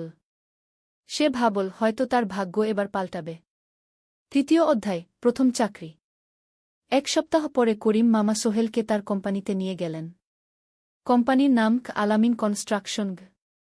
অফিসটা শহরের কেন্দ্রে 5 তলা একটা বিল্ডিংয়ের দোতলায়। মালিক আলী সাহেব। 50-এর কাছাকাছি বয়স, মোটা চেহারা, চোখে সোনার ফ্রেমের চশমা। বড়লোক মানুষ, কিন্তু খুব কড়া। এই ছেলেটাকে কি কাজে লাগাবেন? আলী সাহেব করিম মামাকে জিজ্ঞেস করলেন। স্যার, ও আমার আত্মীয়। গ্রাম থেকে এসেছে। খুব পরিশ্রমী। যে কোনো কাজে লাগাতে পারেন। আলী সাহেব সোহেলের দিকে তাকালেন। তুমি কি পড়েছ? Sir, SSC pass. জিপিএ অর্ধচতু। হুম। ভালো। কম্পিউটার চালাতে পারো? না স্যার, পারি না। কিন্তু শিখতে চাই। আলী সাহেব একটু ভাবলেন। ঠিক আছে। তোমাকে অফিসের কাজে রাখব। ফাইল গুছানো, চা বানানো, কাগজপত্র নিয়ে যাওয়া না, এসব। মাসে 5,000 টাকা। রাজি আছো? জি স্যার। সোহেল খুশি হয়ে গেল। 5,000 টাকা। রিকশা চালিয়ে 3,500 পেত। এখানে 5,000। কাজ শুরু হলো পরদিন থেকে। সকাল 8টায় অফিসে যেতে হয়, ফিরতে হয় সন্ধ্যা 7টায়। প্রথম দিন সোহেল ঘুম থেকে উঠল ভোর 5টায়। তৈরি হয়ে 7:30টায় অফিসের উদ্দেশ্যে বের হল। করিম মামার বাড়ি থেকে অফিস প্রায় 5 কিলোমিটার। বাসে যেতে হয়। অফিসে পৌঁছে সোহেল দেখল সেই প্রথম আলী সাহেব এখনো আসেননি। অফিস খোলা ছিল না। 8-10 মিনিট পর একজন লোক এসে অফিস খুল। তুমি নতুন? জি। আমি সোহেল। আমি জাহিদ, অ্যাসিস্ট্যান্ট ম্যানেজার। এসো। জাহিদ ভাই সোহেলকে সব কিছু দেখাল। অফিসে মোট 6 জন কর্মচারী। 2 জন ইঞ্জিনিয়ার, একজন অ্যাকাউন্ট্যান্ট, একজন অ্যাসিস্ট্যান্ট ম্যানেজার, জাহিদ ভাই, একজন রিসেপশনিস্ট, আর এখন সোহেল। সোহেলের কাজ শুরু হলো চা বানানো দিয়ে।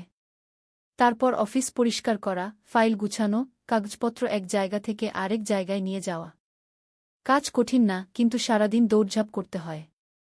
দুপুরে খাবারের জন্য আধা ঘন্টা বিরতি। সোহেল একটা ছোট হোটেলে গিয়ে ভাতরাল তরকারি খেল। 50 টাকা। সন্ধ্যায় অফিস বন্ধ হল। সোহেল ক্লান্ত হয়ে বাসায় ফিরল। কেমন লাগল প্রথম দিন? করিম মামা জিজ্ঞেস করলেন। ভালো মামা। অনেক কিছু শিখলাম। প্রথম মাসের শেষে সোহেল বেতন পেল 5,000 টাকা। সে 3,000 টাকা মাকে পাঠাল। মা ফোনে কাঁদতে লাগলেন। আল্লাহ তোকে ভালো রাখুক সোহেল। সোহেলের চোখেও জল এলো। তার মনে হল সে একটা বড় কাজ করতে পেরেছে। 4র্থ অধ্যায়, শহরের জীবন। 3 মাস কেটে গেল। সোহেল এখন শহরের সাথে মিশে গেছে। প্রতিদিন অফিসে যাওয়া আসার পথে সে দেখে হাজারো মানুষের জীবন। কেউ সফল, কেউ ব্যর্থ, কিন্তু সবাই চলছে নিজের পথে। সোহেল অফিসের কাজের পাশাপাশি কম্পিউটার শেখার চেষ্টা করছে। অফিসে একটা কম্পিউটার আছে। যখন কেউ ব্যবহার করে না, তখন সোহেল একটু একটু শিখার চেষ্টা করে। জাহিদ ভাই তাকে সাহায্য করেন। সোহেল, তুমি যদি কম্পিউটার ভালোভাবে শিখতে পারো, তাহলে তোমার ভবিষ্যৎ উজ্জ্বল। জাহিদ ভাই একদিন বললেন, কিভাবে শিখব ভাই? ট্রেনিং সেন্টারে যাও। সন্ধ্যায় ক্লাস আছে। মাসে ২,০০০ টাকা লাগবে গি।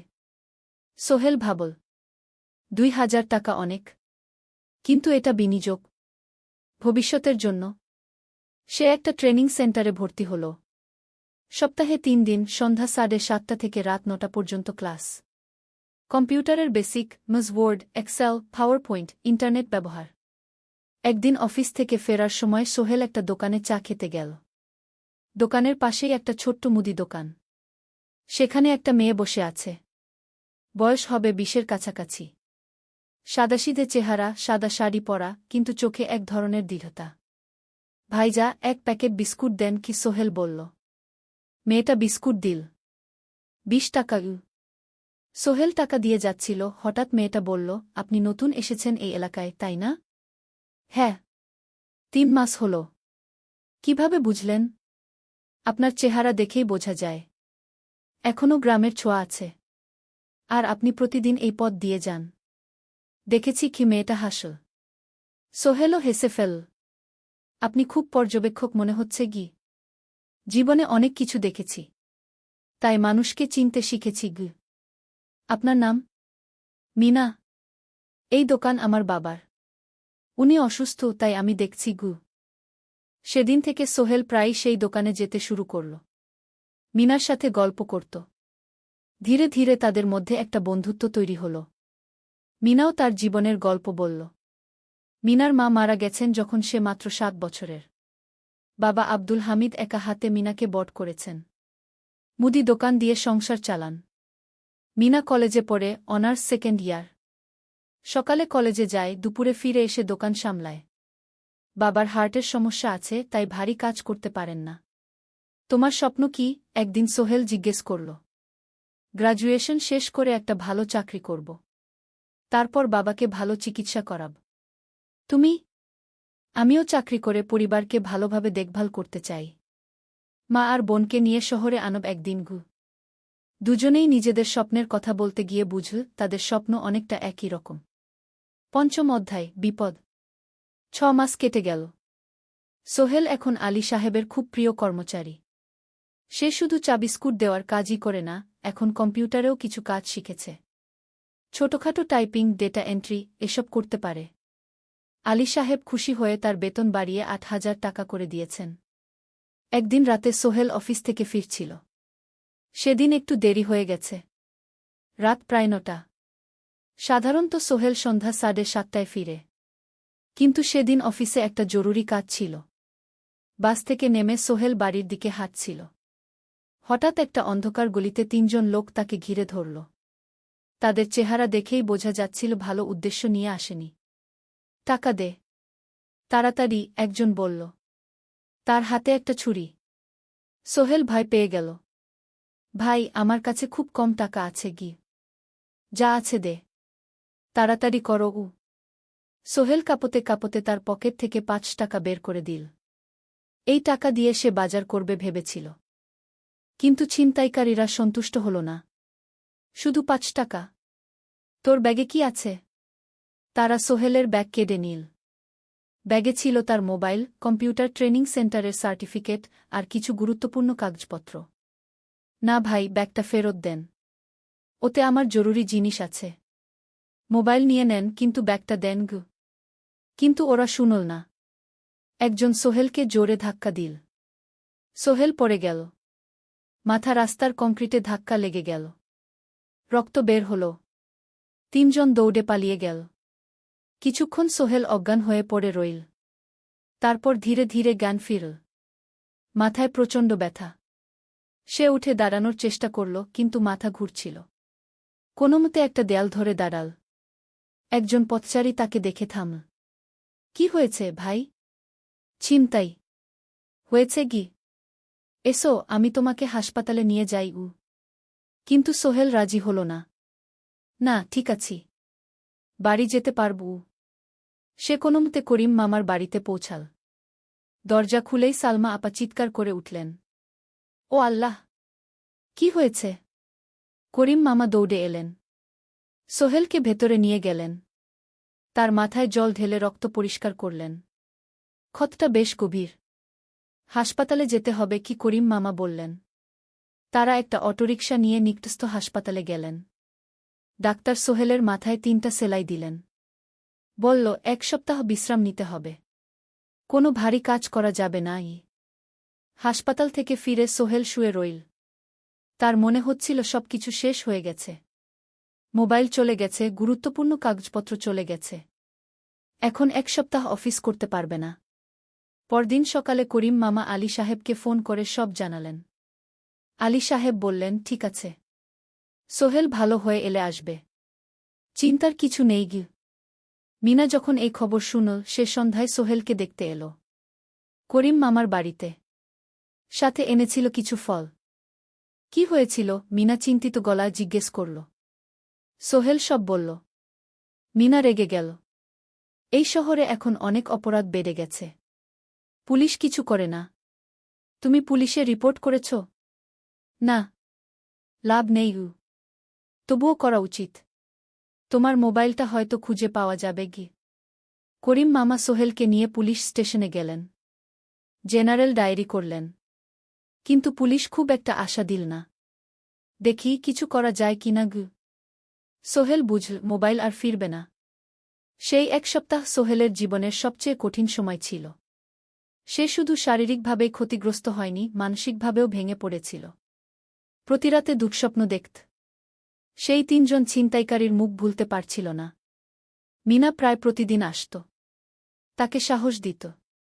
তুমি হাল ছেড়ো না সোহেল। জীবনে এরকম খারাপ সময় আসে। কিন্তু এটা কাটিয়ে ওঠাই হলো আসল বীরত্ব। সোহেলের মা গ্রাম থেকে ফোন করতেন। করিম মামার মোবাইল থেকে। তুই ভালো আছিস তো? সোহেল মাকে সব সত্যি বলেনি। শুধু বলেছে, হ্যাঁ মা, ভালো আছি। একটু জ্বর হয়েছিল। এখন ভালো। 1 সপ্তাহ পর সোহেল আবার অফিসে গেল। আলী সাহেব তাকে দেখে খুশি হলেন। কেমন আছো? ভালো আছি স্যার।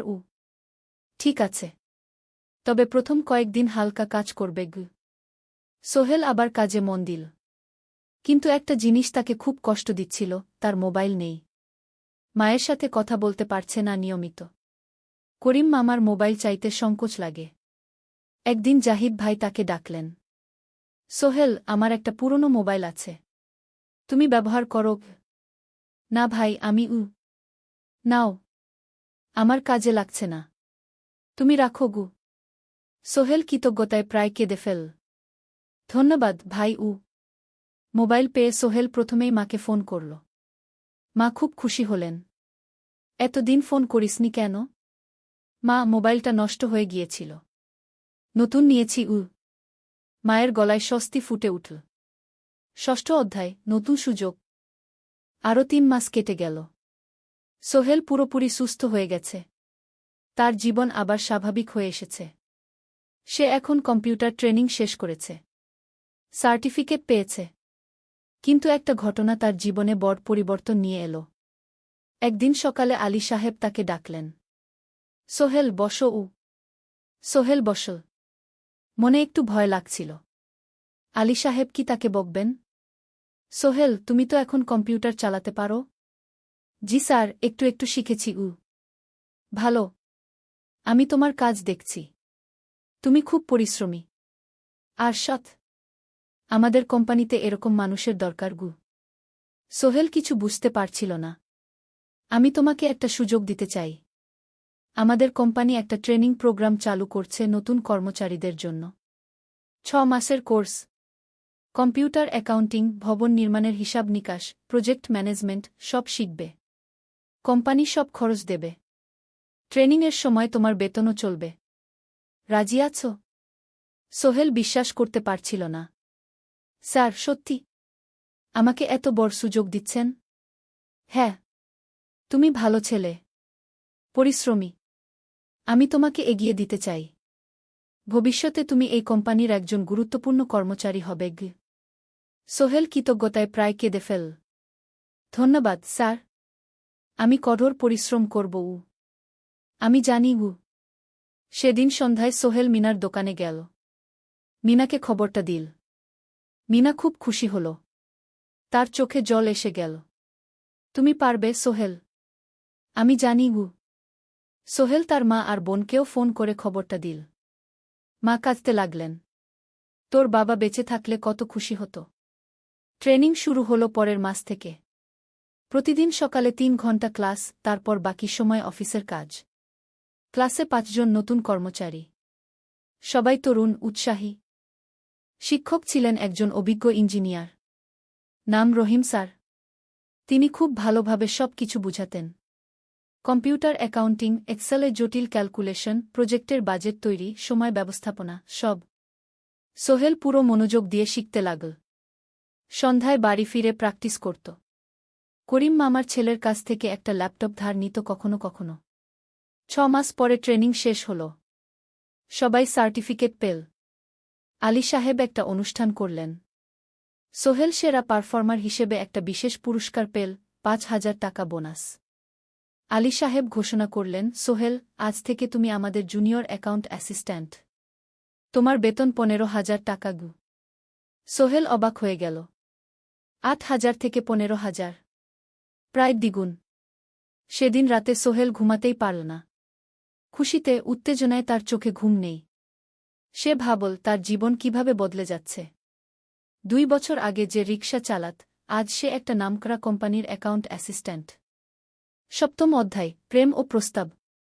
1.5 বছর হয়ে গেল সোহেলের চট্টগ্রাম আসার। সে এখন একজন সফল যুবক।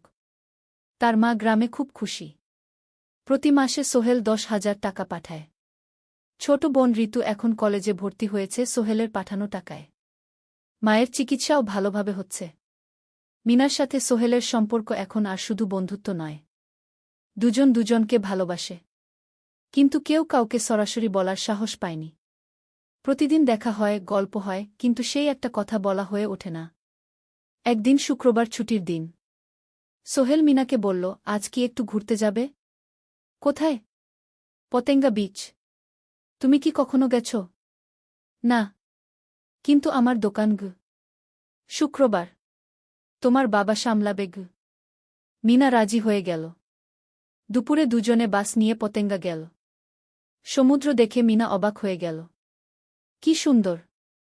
দুজনে বালিতে বসল। ঢেউয়ের শব্দ শুনতে শুনতে গল্প করছিল। হঠাৎ সোহেল বলল, মিনা, তোমার সাথে কিছু বলার ছিল। বলো। সোহেল একটা লম্বা শ্বাস নিল। তুমি জানো, আমি তোমাকে ভালোবাসি। মিনা হাসল। তার চোখ ভিজে গেল। জানি। আমিও তোমাকে ভালোবাসি সোহেল। সোহেল অবাক হয়ে গেল। সত্যি? হ্যাঁ। অনেকদিন ধরেই জানি। তুমি আমার জীবনে এসে সব কিছু বদলে দিয়েছ। তোমার সাথে থাকলে আমার মনে হয় আমি যে কোনো কিছু করতে পারব। দুজনে কিছুক্ষণ চুপ করে বসে রইল। সমুদ্রের ঢেউ এসে পায়ে লাগছিল। সূর্য পশ্চিমে ঢলে পড়ছে। আকাশ লালকুমলা হয়ে গেছে। কিন্তু আমার বাবার সাথে কথা বলতে হবে, কি মিনা বলল। আমি তৈরি। যখন বলবে তখন বলব। পরের সপ্তাহে সোহেল মিনার বাবার সাথে কথা বলল। আব্দুল হামিদ সাহেব প্রথমে একটু দ্বিধা করলেন। তুমি কোনো পরিবারের ছেলে? তোমার বাবা কি করতেন? সোহেল সব সত্যি বলল। তার বাবা ছিলেন স্কুল শিক্ষক। মারা গেছেন 10 বছর আগে। মা গ্রামে থাকেন। ছোট বোন কলেজে পড়ে। তুমি নিজে কি করো? আমি আলামিন কনস্ট্রাকশন কোম্পানিতে জুনিয়র অ্যাকাউন্ট অ্যাসিস্ট্যান্ট। মাসে 15,000 টাকা বেতন। আব্দুল হামিদ সাহেব ভাবলেন।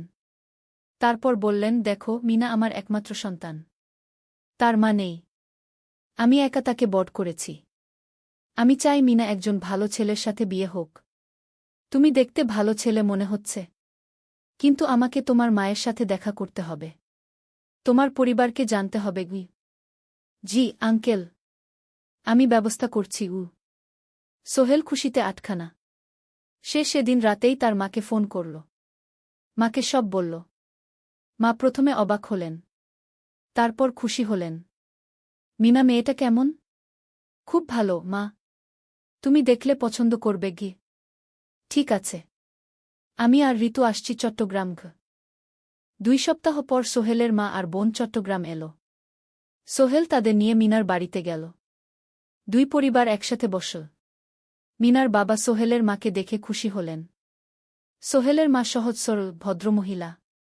আপনার ছেলে খুব ভালো, মিনা তাকে পছন্দ করে। আমিও রাজি গো, আব্দুল হামিদ সাহেব বললেন। আমার সোহেল সৎ ছেলে, মিনাকে খুব ভালোবাসে। আমি জানি ও মিনাকে সুখে রাখবে কি, সোহেলের মা বললেন। বিয়ের তারিখ ঠিক হল 3 মাস পর। এই 3 মাসে সোহেল যথেষ্ট টাকা জমাবে। বিয়ে হবে সাদামাটা কিন্তু সুন্দর। 8ম অধ্যায়, নতুন পথ। 3 মাস কেটে গেল দ্রুত। সোহেল প্রতিদিন কঠোর পরিশ্রম করছিল। অফিসে তার কাজের প্রশংসা হচ্ছে। আলী সাহেব তাকে এখন ছোটখাটো প্রজেক্টের হিসাব দেখতে দিচ্ছেন। সোহেল তার সঞ্চিত টাকা দিয়ে বিয়ের আয়োজন করল। বিয়ে হল মিনার বাড়ির কাছের একটা কমিউনিটি সেন্টারে। খুব বেশি লোক আসেনি। 2 পরিবারের আত্মীয় স্বজন আর অফিসের কয়েকজন সহকর্মী। কিন্তু অনুষ্ঠান ছিল খুব সুন্দর। সোহেল যখন মিনাকে বিয়ের পোশাকে দেখল, তার মনে হল পৃথিবীর সবচেয়ে সুন্দর মেয়ে সে। লাল শাড়ি পরা, মুখে হালকা মেকআপ, কিন্তু তার স্বাভাবিক সৌন্দর্য ছিল আসল। বিয়ের পর সোহেল একটা ছোট্ট ফ্ল্যাট ভাড়া নিল। 2 রুমের ফ্ল্যাট, মাসে ভাড়া 5,000 টাকা। মিনা এখনও তার পড়াশোনা চালিয়ে যাচ্ছে। আরও 1 বছর বাকি গ্র্যাজুয়েশন শেষ হতে। সোহেলের মা আর বোন গ্রামে ফিরে গেল। মা বলে গেলেন, সোহেল, মিনাকে ভালো রাখিস। মেয়েরা অনেক ত্যাগ করে সংসার করতে গু। জানি মা গু। নতুন জীবন শুরু হল। সোহেল সকালে অফিসে যায়, সন্ধ্যায় ফেরে। মিনা সকালে কলেজে যায়, দুপুরে ফিরে রান্না করে, ঘর গোছায়। সন্ধ্যায় দুজনে একসাথে বসে পড়াশোনা করে, গল্প করে, টিভি দেখে। জীবন সুন্দর ছিল, কিন্তু চ্যালেঞ্জও ছিল। মাসিক খরচ, ভাড়া 5,000, বাজার 3,000, বিদ্যুৎ গ্যাস 1,000, মায়ের জন্য 5,000, মিনার কলেজের খরচ 1,200। মোট প্রায় 14,000 টাকা। বাঁচত মাত্র 1,000 খানেক। কিন্তু সোহেল হাল ছাড়ল না। সে সন্ধ্যায় একটা কম্পিউটার ট্রেনিং সেন্টারে পার্ট টাইম পড়ানো শুরু করল। সপ্তাহে 3 দিন 2 ঘন্টা করে। এতে মাসে আরও 3,000 টাকা আসতে লাগল। মিনাও বসে থাকল না। সে বাড়িতে বসে কয়েকজন স্কুলের ছাত্রছাত্রীকে টিউশন পড়াতে শুরু করল। মাসে 2,000 টাকা আয়। এভাবে কেটে গেল 6 মাস। দুজন মিলে পরিবার চালাচ্ছে, স্বপ্ন দেখছে। একদিন সোহেল বলল, মিনা, আমি একটা নতুন স্বপ্ন দেখছি গু। কি? আমি নিজে একটা ছোট্ট কনস্ট্রাকশন কোম্পানি খুলতে চাই। ছোট ছোট প্রজেক্ট নেব। বাড়ি মেরামত, ছোট বিল্ডিং বানানো, এসব। তোমার কি যথেষ্ট অভিজ্ঞতা আছে? আছে। আমি 2 বছর ধরে এই কাজের সাথে জড়িত। অনেক কিছু শিখেছি। আর আলী সাহেবও আমাকে সাহায্য করবেন গু। কিন্তু টাকা কোথায়? কোম্পানি খুলতে তো অনেক টাকা লাগবে গি। আমি জমাচ্ছি। আরও 1 বছর কাজ করব। তারপর চেষ্টা করব। মিনা তাকে সমর্থন দিল। তুমি পারবে। তোমার মধ্যে সেই শক্তি আছে গি। 9ম অধ্যায়, চ্যালেঞ্জের সময়। কিন্তু ভাগ্য সবসময় অনুকূলে থাকে না। সোহেল যখন স্বপ্ন দেখছিল নিজের কোম্পানি খোলার, তখনই একটা বড় সমস্যা এলো। আলী সাহেবের কোম্পানি একটা বড় প্রজেক্ট পেয়েছিল। একটা 10তলা বিল্ডিং বানানোর কাজ। কিন্তু প্রজেক্টের প্রধান ইনভেস্টর হঠাৎ পালিয়ে গেল। তিনি কোম্পানির কাছ থেকে প্রায় 50 লাখ টাকা নিয়ে গেছেন, কিন্তু কাজ শেষ হয়নি। কোম্পানি বড় ক্ষতির মুখে পড়ল। আলী সাহেব অনেক কর্মচারীকে ছাঁটাই করতে বাধ্য হলেন। প্রায় 10 জনকে চাকরি থেকে বাদ দিলেন। বাকিদের বেতন কমাতে হল।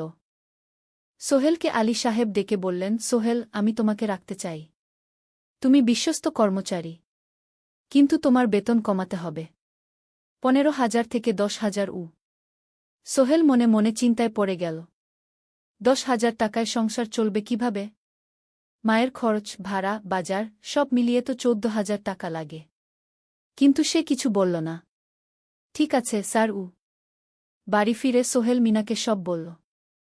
মিনা চিন্তিত হয়ে গেল। এখন কি হবে? চিন্তা করো না, আমি পার্ট টাইম টিউশনির সময় বাড়াব। আর তুমিও বেশি করে টিউশন নাও। কিন্তু আমার তো পড়াশোনাও আছে গি। জানি, কিন্তু এখন এটাই করতে হবে গু। সোহেল সন্ধ্যায় আরও দুটো জায়গায় পার্ট টাইম কাজ খুঁজল। একটা দোকানের সন্ধ্যায় হিসাব দেখার কাজ পেল, মাসে ২,০০০ টাকা। আরেকটা জায়গায় সপ্তাহান্তে কম্পিউটার রিপেয়ারের কাজ পেল, মাসে ১,৫০০ টাকা। মিনাও ৩ জন নতুন স্টুডেন্ট নীল টিউশনে। তার আয় বাড়ল ২,০০০ থেকে ৩,৫০০-এ। কঠিন সময় ছিল। সোহেল সকাল ৮টায় অফিসে যেত, সন্ধ্যা ৬টায় ফিরত। তারপর একটু বিশ্রাম নিয়ে ৭:৩০টায় বের হতো পার্ট টাইম কাজে। রাত ১০টায় বাড়ি ফিরত। রবি-সোমবার কম্পিউটার রিপেয়ারের কাজ। মিনাও সকালে কলেজে যেত, দুপুরে ফিরে রান্না করত, তারপর বিকেলে টিউশন পড়াত। রাতে খাওয়া দাওয়ার পর পড়াশোনা করত। দুজনেরই শরীর খারাপ হতে শুরু করল। সোহেল একদিন অফিসে অজ্ঞান হয়ে পড়ে গেল। ডাক্তার দেখাতে নিয়ে গেল। ডাক্তার বলল, অতিরিক্ত পরিশ্রম, শরীরে পুষ্টির অভাব, ঠিকমতো খাচ্ছেন না মনে হচ্ছে গি। সত্যি কথা, খরচ বাঁচাতে সোহেল আর মিনা অনেক সময় কম খেত। মাংস মাছ কিনত সপ্তাহে একদিন, বাকি সময় শাকসবজি ডাল।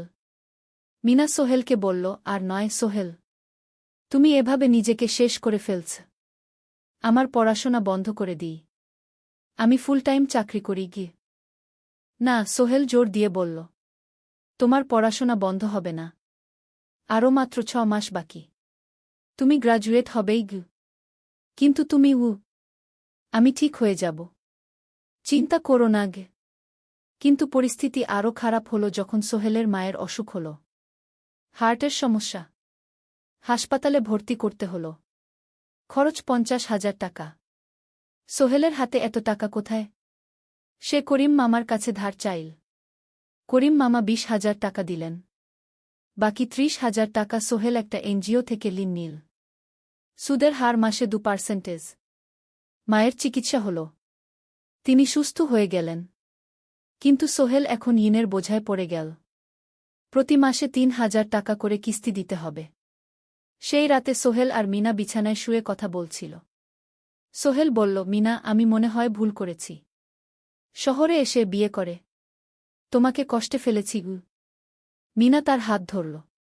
না সোহেল, তুমি ভুল করনি। জীবনে এরকম খারাপ সময় আসে, কিন্তু এটা কাটিয়ে ওঠাই হলো আসল শক্তি। আমরা একসাথে আছি, একসাথে থাকব, সব কিছু ঠিক হয়ে যাবে। মিনার কথায় সোহেল একটু সাহস পেল। হ্যাঁ, হাল ছাড়া যাবে না। ১০ম অধ্যায়, আলোর দিকে। ৩ মাস পরে পরিস্থিতি একটু ভালো হতে শুরু করল।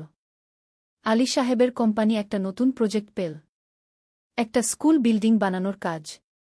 কোম্পানি আবার স্থিতিশীল হতে শুরু করল।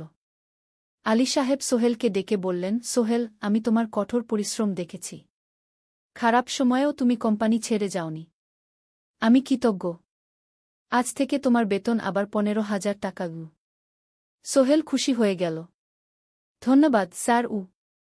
মিনাও গ্রাজুয়েশন শেষ করল, ভালো ফলাফল করল। সে এখন চাকরি খুঁজছে। একদিন মিনা একটা প্রাইভেট স্কুলে শিক্ষিকার ইন্টারভিউ দিতে গেল। ইন্টারভিউ ভালো হল, তাকে নিযোগ দেওয়া হল। বেতন ১২,০০০ টাকা। সেদিন সন্ধ্যায় দুজনে মিলে একটা ছোট্ট পার্টি করল। একটা বিরিয়ানি কিনল, কোমল পানীয় কিনল। দুজনে মিলে খেল। আমরা পেরেছি সোহেল, মিনা বলল। হ্যাঁ, আমরা পেরেছি গু। এখন দুজনের মিলিয়ে আয় ২৭,০০০ টাকা। খরচ চালানোর পর প্রায় ১০,০০০ টাকা বাঁচে। সোহেল এই টাকা দিয়ে লোন শোধ করতে শুরু করল। পার্ট টাইম কাজগুলো ছেড়ে দিল। শরীরের যত্ন নেওয়া শুরু করল। আরও ৬ মাস পরে সোহেলের কাছে একটা বড় সুযোগ এল। আলী সাহেব একদিন তাকে ডাকলেন। সোহেল, তুমি কি নিজের ব্যবসা করতে চাও? স্যার, আমি তোমাকে একটা ছোট্ট প্রজেক্ট দিতে চাই। একটা ৩ তলা বিল্ডিংয়ের কনস্ট্রাকশন। তুমি ম্যানেজ করবে, আমি শুধু সুপারভাইজ করব। লাভের ৫০% তোমার গু। সোহেল ভাবল, এটা একটা বড় সুযোগ। কিন্তু ঝুঁকিও আছে। যদি কাজটা ভালোভাবে না হয়? স্যার, আমি চেষ্টা করব। কিন্তু যদি ভুল হয়? ভুল হবে না। আমি তোমার উপর বিশ্বাস রাখছি। তুমি পারবে গু। সোহেল রাজি হয়ে গেল। এই প্রজেক্ট তার জীবনে টার্নিং পয়েন্ট হতে পারে। একাদশ অধ্যায়, স্বপ্ন পূরণের পথে। পরের 6 মাস সোহেল খুব কঠোর পরিশ্রম করল। প্রজেক্টটা ম্যানেজ করা সহজ ছিল না। শ্রমিক নিযোগ, ম্যাটেরিয়াল কেনা, কাজের তদারকি, সময়মতো কাজ শেষ করা, সব দায়িত্ব তার। প্রথম 2 মাস খুব চাপের মধ্যে গেল। একদিন একজন শ্রমিক কাজ করতে গিয়ে আহত হল। সোহেল তাকে হাসপাতালে নিয়ে গেল, তার চিকিৎসার খরচ দিল। এতে প্রজেক্টের বাজেট একটু বাড়ল, কিন্তু সোহেল জানত এটা করা দরকার। আরেকদিন ভুল ম্যাটেরিয়াল ডেলিভারি হল। সোহেল সেগুলো ফেরত পাঠাল, সঠিক জিনিস আনাল। এতে 3 দিন দেরি হল, কিন্তু কাজের মান ঠিক রইল। মিনা তাকে সবসময় সাপোর্ট করছিল। সে এখন চাকরিতে স্থিতিশীল। স্কুলের বাচ্চারা তাকে পছন্দ করে। প্রিন্সিপাল তার কাজে খুশি। প্রজেক্ট শেষ হল 6 মাসে। সময়মতো, বাজেটের মধ্যে। বিল্ডিংয়ের মালিক খুব খুশি হলেন। তিনি আলী সাহেবকে ধন্যবাদ দিলেন। আলী সাহেব বললেন, ধন্যবাদ আমাকে না, এই ছেলেকে দিন। সোহেল পুরো প্রজেক্ট ম্যানেজ করেছে গু। প্রজেক্ট থেকে মোট লাভ হল 3 লাখ টাকা। সোহেল পেল 1.5 লাখ টাকা। তার জীবনে এত টাকা এই প্রথম। সে করিম মামার ঋণ শোধ করল। এনজিওর বাকি ঋণ শোধ করল। তারপর তার মাকে 50,000 টাকা পাঠাল। মা দিয়ে গ্রামের বাড়িটা একটু মেরামত করাল, বোন ঋতুর জন্য একটা ল্যাপটপ কিনল। বাকি টাকা দিয়ে সোহেল একটা ব্যাংক অ্যাকাউন্টে জমা রাখল। ভবিষ্যতের জন্য। আলী সাহেব সোহেলকে আরও 2টো প্রজেক্ট দিলেন। এবার একটু বড়। সোহেল আত্মবিশ্বাসের সাথে সেগুলোও শেষ করল। 2 বছর পরে সোহেল সিদ্ধান্ত নিল, এবার নিজের কোম্পানি খোলার সময় এসেছে। দ্বাদশ অধ্যায়, নতুন শুরু। সোহেল তার সব জমানো টাকা দিয়ে একটা ছোট্ট অফিস ভাড়া নিল। 2 রুমের অফিস। একটা রুমে কাজের জায়গা, আরেকটায় ছোট্ট মিটিং রুম। অফিসের সামনে একটা বোর্ড লাগাল, সোহেল কনস্ট্রাকশন অ্যান্ড ডেভেলপমেন্ট ই। মিনা তাকে সাহায্য করছিল। সে অফিসের অ্যাকাউন্টস দেখত সন্ধ্যায় স্কুল থেকে ফিরে। দুজন মিলে একটা টিম। প্রথমে ছোট ছোট কাজ নিল। বাড়ি মেরামত, দোকান সংস্কার, ছোট বিল্ডিং কনস্ট্রাকশন। কাজের মান ভালো রাখার চেষ্টা করল। সময়মতো শেষ করল। দাম ন্যায্য রাখল। ধীরে ধীরে সোহেলের সুনাম ছড়িয়ে পড়ল। মানুষ তাকে বিশ্বাস করত। তার কাছে নতুন নতুন কাজ আসতে লাগল। প্রথম বছর খুব কষ্ট হল। কখনো লাভ হতো, কখনো লস। কিন্তু সোহেল থেমে থাকল না। সে শিখতে লাগল ব্যবসা কিভাবে চালাতে হয়। দ্বিতীয় বছরে পরিস্থিতি ভালো হল। সোহেল এখন 3 জন স্থায়ী কর্মচারী নিযোগ দিল। একজন ইঞ্জিনিয়ার, একজন সুপারভাইজার, একজন অফিস সহায়ক। তৃতীয় বছরে একটা বড় প্রজেক্ট পেল। একটা স্কুল বিল্ডিং বানানোর কাজ। 5 তলা বিল্ডিং। সোহেল পুরো মনোযোগ দিয়ে কাজটা করল। শ্রমিকদের ভালো বেতন দিল, ভালো ম্যাটেরিয়াল ব্যবহার করল, সময়মতো কাজ শেষ করল। স্কুল কর্তৃপক্ষ খুব খুশি হল। তারা সোহেলের কাজের প্রশংসা করল। এই প্রজেক্ট থেকে সোহেল প্রায় 5 লাখ টাকা লাভ করল। এই টাকা দিয়ে সে আরও ভালো একটা অফিস নিল। আরও কর্মচারী নিযোগ দিল। এখন তার কোম্পানিতে 10 জন স্থায়ী কর্মচারী। প্রজেক্ট অনুযায়ী আরও শ্রমিক নিযোগ দেওয়া হয়। ত্রয়োদশ অধ্যায়, পরিবার। এদিকে সোহেল আর মিনার সংসারেও খুশির খবর এল। মিনা গর্ভবতী। 9 মাস পর তাদের একটা মেয়ে হল। নাম রাখল সারা। সারা যখন জন্মাল, সোহেলের মা আর বোন চট্টগ্রামে এল। মা 1 মাস থেকে গেলেন। মিনাকে সাহায্য করলেন। সোহেল এখন একটা বড় ফ্ল্যাট ভাড়া নিয়েছে। 3 রুমের ফ্ল্যাট। একটা রুমে সোহেল, মিনা, একটায় সারা, আরেকটায় অতিথি রুম। মায়ের জন্য সোহেল সিদ্ধান্ত নিল তাকে চট্টগ্রামে নিয়ে আসবে। গ্রামে একা থাকা ঠিক না। কিন্তু মা রাজি হলেন না। না বাবা, আমি গ্রামেই থাকব। এখানে আমার পরিচিত মানুষ আছে। তোর বোনকে নিয়ে যা। ও ঢাকায় পড়ছে, চট্টগ্রামে এনে ভালো কোথাও ভর্তি করিয়ে দেগি। সোহেল তাই করল। ঋতুকে চট্টগ্রাম বিশ্ববিদ্যালয়ে ভর্তি করিয়ে দিল। ঋতু এখন সোহেলের ফ্ল্যাটে থাকে, বিশ্ববিদ্যালয়ে পড়ে। সোহেলের মনে হল তার জীবন এখন পরিপূর্ণ। স্ত্রী মেয়ে বোন সবাই তার কাছে। ব্যবসা ভালো চলছে। মা গ্রামে সুখে আছেন। চতুর্দশ অধ্যায় সফলতার শিখরে। 5 বছর কেটে গেল। সোহেল এখন একজন সফল উদ্যোক্তা। তার কোম্পানি কি সোহেল কনস্ট্রাকশন অ্যান্ড ডেভেলপমেন্ট এখন চট্টগ্রামে বেশ পরিচিত। প্রায় 30 জন কর্মচারী তার অধীনে কাজ করে। সোহেল এখন শুধু ছোট প্রজেক্ট করে না, বড় বড় প্রজেক্টও করে। একটা 8তলা বিজনেস কমপ্লেক্স বানানোর কাজ পেয়েছে। একটা হাসপাতাল বিল্ডিং বানাচ্ছে। মিনা এখনও স্কুলে পড়ায়। সে এখন ভাইস প্রিন্সিপাল। সাথে সোহেলের কোম্পানির অ্যাকাউন্টস ম্যানেজার। দুজন মিলে ব্যবসা চালা। সারা এখন 4 বছরের। স্কুলে ভর্তি হয়েছে। খুব চালাক মেয়ে। ঋতু বিশ্ববিদ্যালয় থেকে গ্রাজুয়েট হয়ে একটা ব্যাংকে চাকরি পেয়েছে। একদিন আলী সাহেব